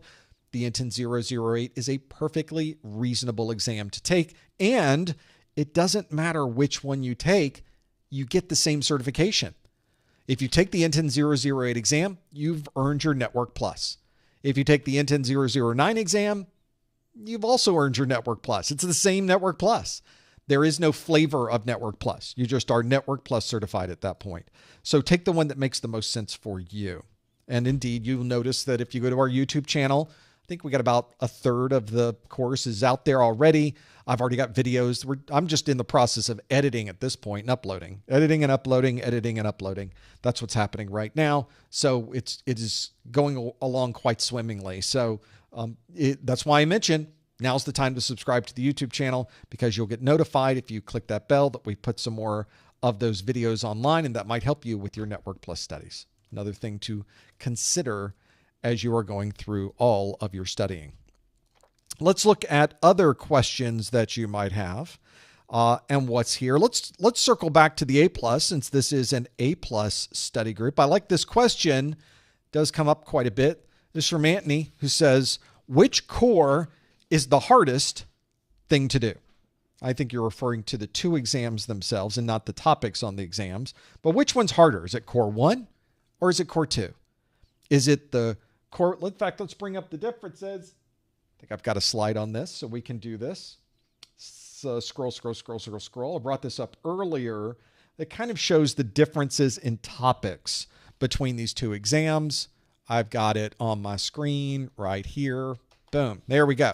So the Core 1 exam deals with mobile devices, networking, hardware, virtualization and cloud computing, and hardware and network troubleshooting. The Core 2 exam deals with topics surrounding operating systems, security, software troubleshooting, and operational procedures. Okay, so which one's harder? And I think if you were to ask 100 random people, you would get about a 50-50 on this one. Because I think what's harder is more based around your experience with these topics than it is the exams themselves. I would say the difficulty level of both exams is very, very similar. So you're watching the Olympics, a forward somersault dive that one person does is just as difficult as the forward somersault dive that someone else does. In fact, it might be about the same difficulty as a forward pike. I don't know. I don't know anything about swimming and diving, but you know what I mean is that the two different ways of diving have a similar difficulty. Which one do you choose? Which one's harder? You know, they're about the same. And from the perspective of the questions on the exam, I would say the exams are designed to be about the same difficulty level. However, your past experience matters. So if you are someone who has experience in building your own computers, you spend a lot of time designing how you want the cables to run inside of your system. Maybe you spend a lot of time on the hardware itself. Core 1's probably going to seem easier for you.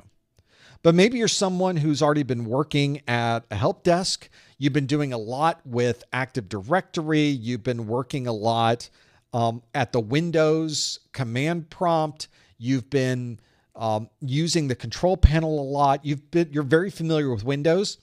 Core 2 is probably going to be easier for you. So I think that's where people worry that one is going to be harder or easier than the other. But the reality is the Core 1 and the Core 2 about the same difficulty level. The difference is really what you know. So just so you're aware, that's sort of where the approach is. At least that's the perspective I seem to get as I talk to people about these. That's what they run into. So I don't think there's one that is easier or harder than the other. I think you will find one easier or harder than the other yourself, but that doesn't necessarily mean someone else will find the same thing. Let's see what other questions we got for this exam. I think we got some here. These are pretty good questions. So let's go through this one. I like this one from from Abe. Abe says, when the questions are asking for the best answer, the most appropriate answer, the recommended answer, what assumptions should we have for CompTIA A+? Or should we just disregard this in general? No, you should not disregard it. They are asking you for a reason. And one of the things you'll find, you sort of saw that today in a couple of our questions, is that there could be more than one question that is technically correct, assuming they weren't asking for the best or the most applicable. That you could see questions that would work. We had one today, for example, that said, your system won't boot. What do you do? Well, we said SFC was the right answer. Format was not a bad answer. We came up with format, and that was a perfectly reasonable answer. When you have a virus, you format it, you start over. But that wasn't the question that was posed. The question was, what would be the best next thing that you do? What would be the best response for this particular issue? Well, before you delete everything, could you fix it? So you're looking for a couple of criteria from CompTIA. They're looking to find out which one of these would be the easiest thing to do, and which one of these things would not change or delete data, especially in the Core 2 exam. So, for example, if it's a question that is asking about a problem with USB, the answer is not going to be modify this configuration file. That's not your first thing that you do. It would not be delete the USB driver and reinstall the USB driver. That's not the best thing to do. You've now made a change to the system. Before you make any type of change, before you modify a file, before you restart the system, before you upgrade a BIOS, before you update the operating system, before you make any change, you should be doing all of the things that don't require you to make a change.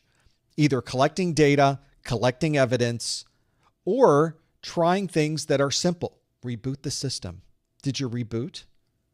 You don't often see that as an answer on the exam because it's just too easy. Of course, we're going to reboot. But rebooting a system doesn't change anything. It doesn't modify configuration files. It doesn't update anything. It doesn't modify any drivers. It doesn't delete and reload. It doesn't change anything. Reboot it. Did it fix it? No. We go to the next thing. So you always try the things that are the least impactful and would allow you to maybe even collect some additional information. So I think that's a perfectly reasonable response. Yeah, you might get a question though, especially with mobile devices. It seems like all the answers on mobile devices are to reboot the device, restart the device, reboot the device, reload the device. Those are perfectly reasonable answers. You don't always get that on your exam though. And that's the thing I think people run into as well on their exam is the questions often say, given these options or based on the following, or which of the following would you do to solve this problem? A, B, C, or D. Now in your mind, you're thinking, I'd reboot the system.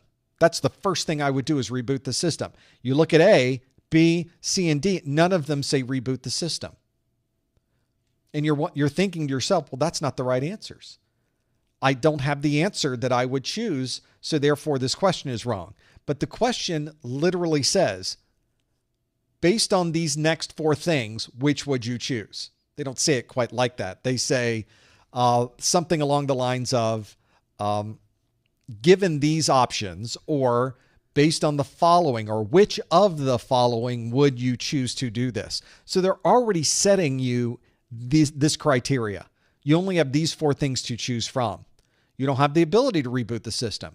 Maybe that system, you can't reboot it right now. Maybe it's under production. Maybe people are doing something on the system right now. I can make up a story to make the question work. So that's why they didn't give you that as an option, because you can't reboot the system. And in fact, there are many environments, many companies I've been to where to install one piece of software, I had to get 4 departments involved. First, I was installing the software on a machine in the data center. I had to get the data center team involved. I needed a Windows machine to install it on. We need the Windows desktop team to get involved. I needed this software to be able to have read access to Active Directory. That's right. I had to get the Active Directory team involved. And lastly, it was to connect to a next generation firewall. I needed to get the security team involved. So this one piece of software, I had to go through 4 different people working in 4 different departments who didn't really even necessarily know each other. This was a big company. But I had to go through all 4 of them. It's a similar situation on your exam. The answer that you see is limited to these 4 things. You have to choose the right one of only these 4 things. You can't go outside that scope. If I had told the firewall guy, well, we need to reboot the firewall to get this installed, he's like, well, you can't reboot the firewall. It's running right now. Reboot is not an option. What else you got? What else you got? What else could we do? Well, I could do any of these 4 things. That's how it's being posed to you on the exam. So don't try to read more into these questions than the question gives you. Don't try to approach each question as if it is a blank slate, because it is not.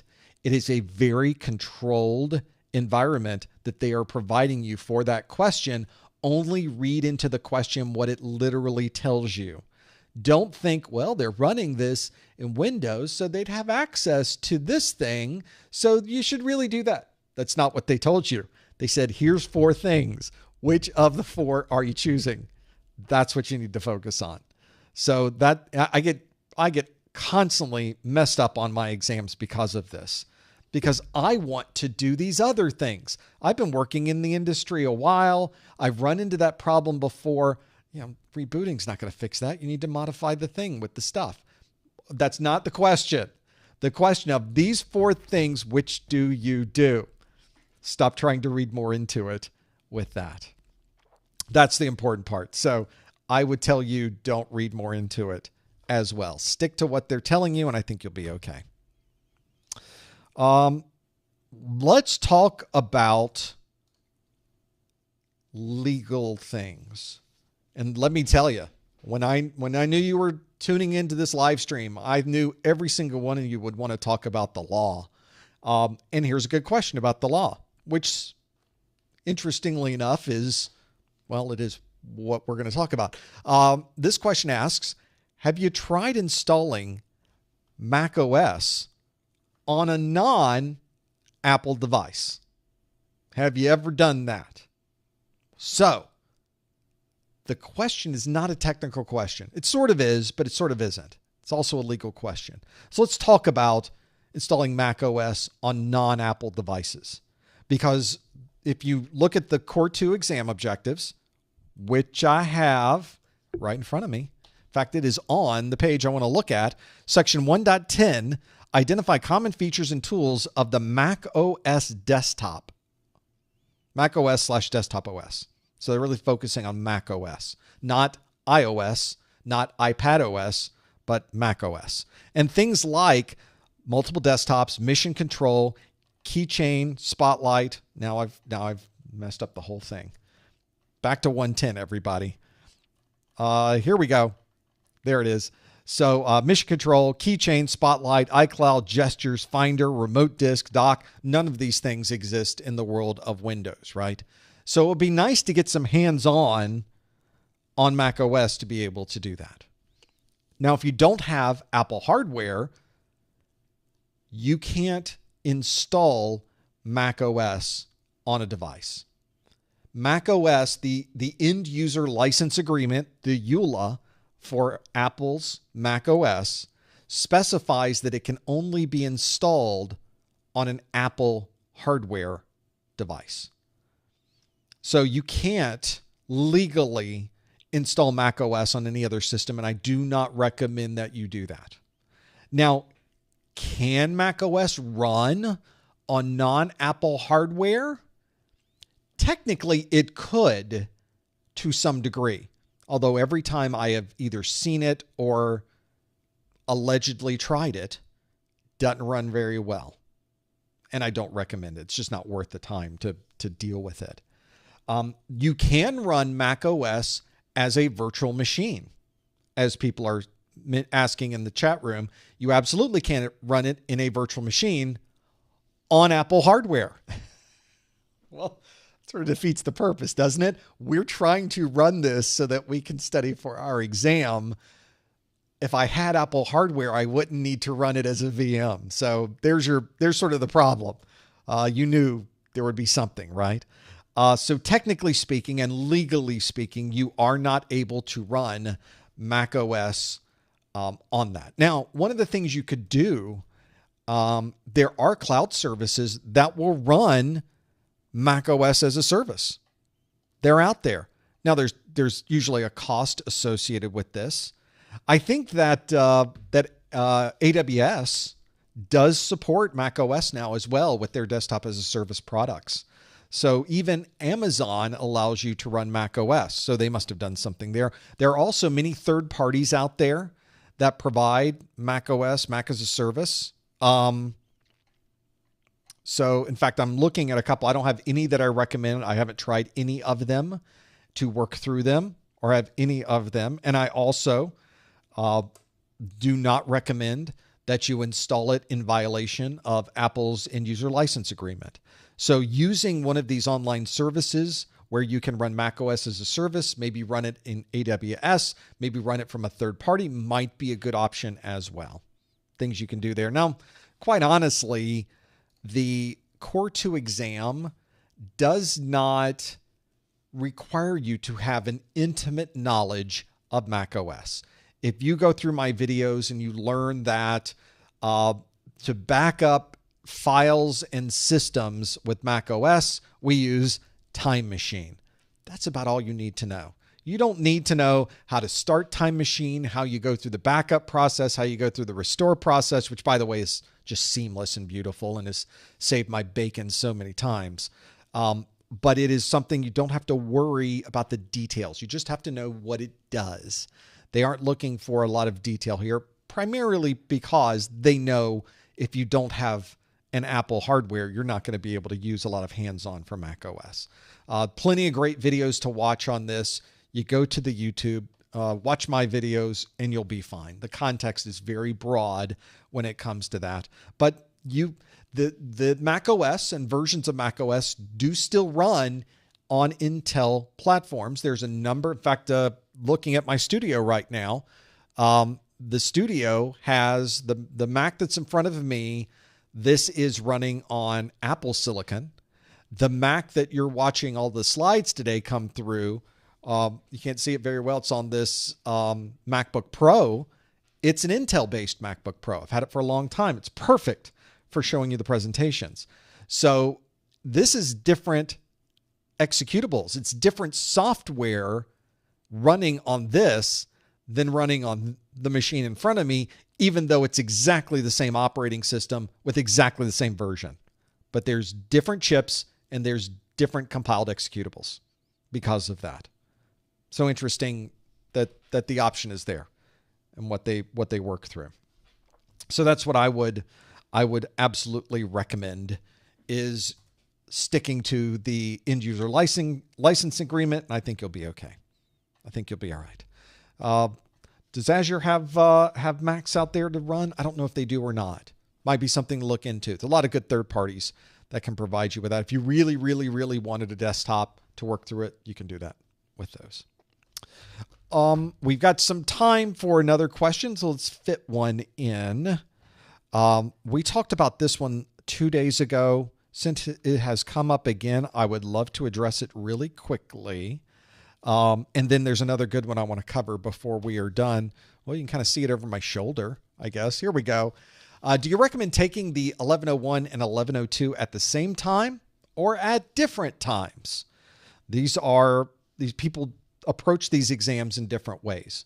But let me tell you what I think the best approach is. The 1101 exam and the 1102 exams, these are both very big exams. That's why there are two separate exams, by the way. There used to be 4 back in the day. Now, fortunately, you chose between 2 of those of the 4. They were centered around, one was for help desk. One was for field support. I don't even remember exactly what the nuances were between all of these, but it turns out everybody basically chose the same two anyway back in the day.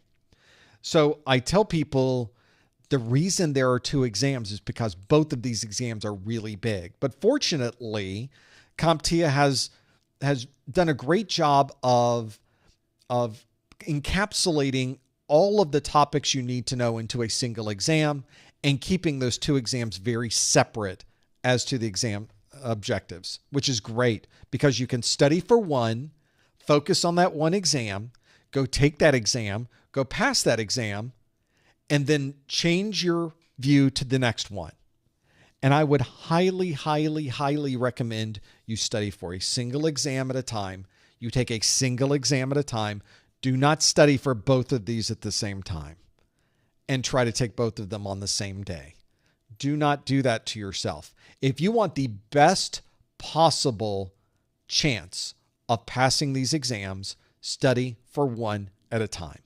Now, if you've been in this industry for 20 years and these topics are old hat for you, but you have to take the certification because your employer is making you, but you're already familiar with Windows, you've done Linux forever, you have a Mac OS device at home, you know all about the protocols, you understand the hardware, you build your own systems, this is kind of a normal thing for you, you could possibly take both of those in the same day.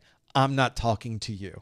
You're definitely not the norm when it comes to taking these exams. For the vast majority of us, study for one exam at a time if you want to maximize your chances of passing either one of them. And I think you will be much happier ultimately as well.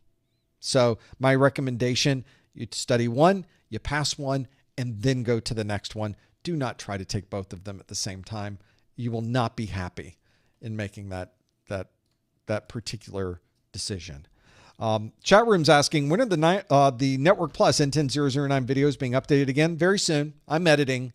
You're on me already. We're doing a live stream. Can't edit right now. I got stuff going on, but I am working on it, I promise. I do have, there's just a ton we are doing. What I'm normally doing is I shoot in the afternoons and then I edit all the other times, except when I'm doing a live stream. So this is one of those days where I just don't get to edit today. Actually, I will get to edit today. I will not get to shoot new video today, but there's not much more to shoot anyway. So we're kind of at the end of the shooting phase. I have a lot of stuff that's in the can, as they say, in the world of media. I've saved it. I've got the files. I've already shot it. I've already sat in front of this screen and done this. And I just need to go through the process of editing the video. And then doing post-production, that kind of thing, fixing my errors, that kind of thing. I'm working on it. And what I try to do is get a number of videos out every few days. Sometimes I'm able to do more or less, but it's a constant process. So they're coming very soon. This should be all done in about a month. So we're not talking about very long to get all of them finished.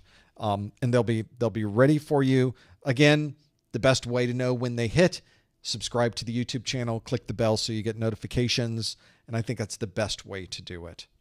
There was one other question I wanted to cover. I know we're at the top of the hour and I don't want to go too long, but this was the other question. We were talking about VMs and things you can do with a VM. And I think this is a great question from Adam, who asks, how can I play with Active Directory if I only have one computer running Windows 11 Pro?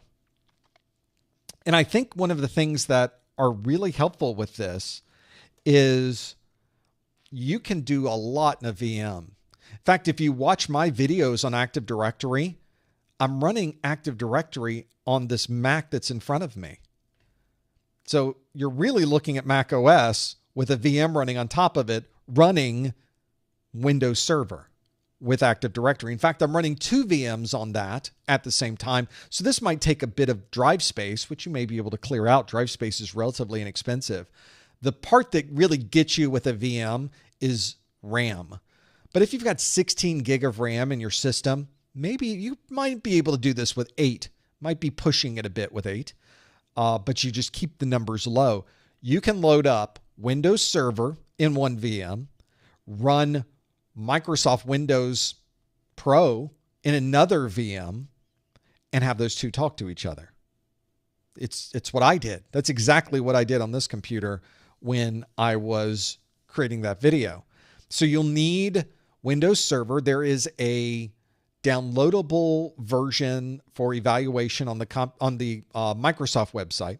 So you can download, it's either like a 90 or 180-day version of Windows Server. Any version is good.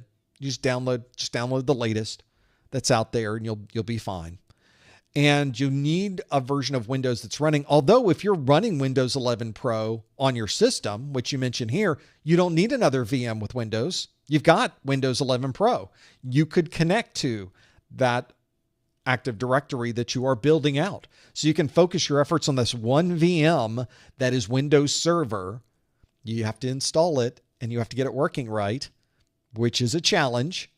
But it's not a horrible challenge. It's certainly something you can do. Your biggest problem is going to be DNS, but there's things with DNS that you can easily change. It's easy to configure in Windows. You don't have to do a lot of weird configuration files or modify the registry or any of that nonsense. It's just setting up the config in the front end of the Windows DNS application. And as long as you do that right or point your local machine to that DNS, here's your workaround right there. You'll be able to connect to that Active Directory and you will be a workstation on the Active Directory network that you can then manage from your VM using group policy. And it works great. Well, you saw me do it in the video. Of course it works great. And that's what I would recommend doing. It's so easy to do. It's easily downloadable. It installs pretty simply, just Windows to have that running. So that makes it very easy to instantly, or at least in an hour, you would have Active Directory. You'd have systems connected to Active Directory. And once you do it the first or one or two times, it goes much faster after that. You can get it up and running in half an hour or less and have a whole system running. The real challenge is just building out your Active Directory infrastructure. Setting up the OU, setting up the organizational units, setting up so that you have the users. You can give rights and permissions to the users. You set up group policy, but that's part of the learning process. It's trial and error. It's figuring out what goes wrong. And as I mentioned in another study group, as you are going through that process, please document what you are doing, especially when you hit a stumbling block, when you hit a brick wall, when something isn't working. Make a note, take a screenshot, copy and paste it, stick it in a document somewhere as to what you saw, as what popped up on the screen. Then put in that document how you fixed it.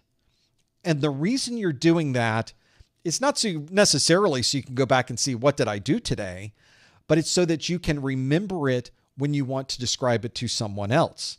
Why would someone else want to know about me setting up Active Directory? Because it's a perfect story to tell in an interview when they talk about, tell us about a problem you ran into and how you solved it.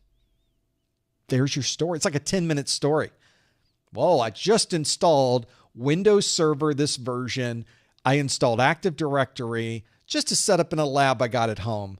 And you won't believe what I ran into. You've now turned into a website trying to hook you in with this. And you won't believe what happened next. And then you can tell the story.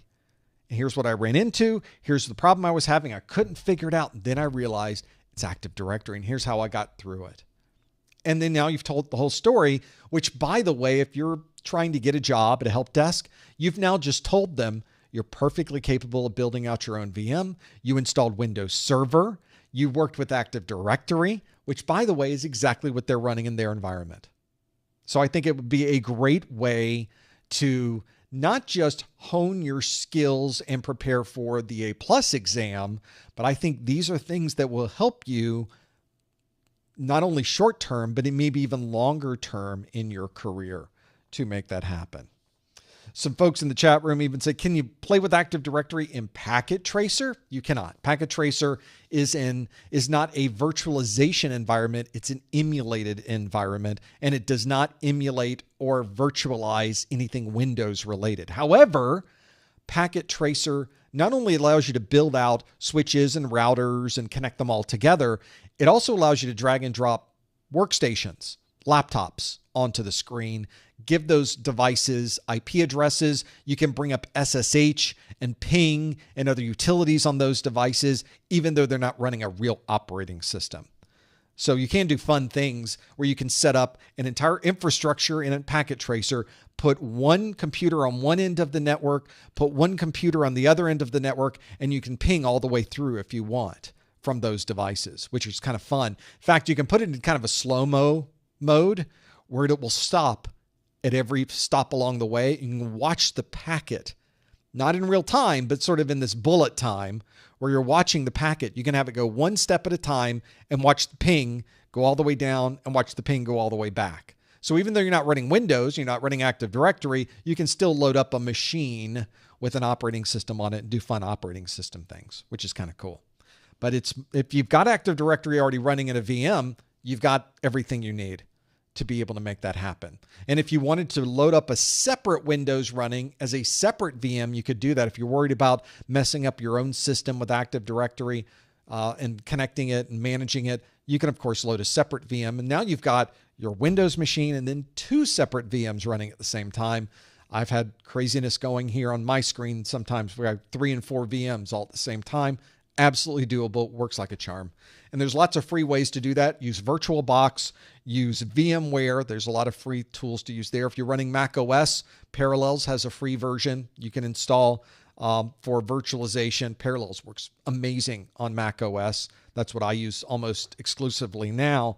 And they do have a free one that you can use for personal use. So a lot of great things to do with VMs and Active Directory.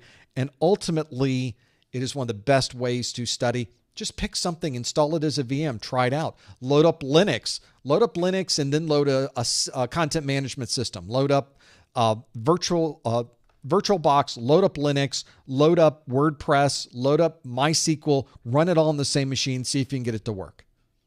And now you've got MySQL experience. You've loaded up Apache web server. You've run applications on top of it. You've had to troubleshoot all of those configuration files, settings, database accounts. You can have a lot of fun with that. That's a weekend right there. And now you've got great stories when you finally get into that interview to make that happen. Well, I think that is a perfect place to stop. I've been talking now well past the top of the hour. I appreciate you hanging in there with us on our live stream today. Thank you for being here in our first hour and talking through all of those different questions I had. And thank you for submitting questions in our second hour as well. We always get very interesting and diverse questions in there, and I think it helps out everyone who's studying for this. When we're done here, I'm going to be over on Discord. You're welcome to join us at ProfessorMesser.com/Discord. And as I mentioned earlier, if you like this video, we would really appreciate it if you give it a thumbs up and subscribe to our YouTube channel. Thank you so much for being here. Thank you for joining us. Come back next week. We've got our Network Plus study group and our Security Plus study group. You can always find out at ProfessorMesser.com/calendar. Thanks for joining us. We will see you next time on our A+ study group. Thanks, everybody.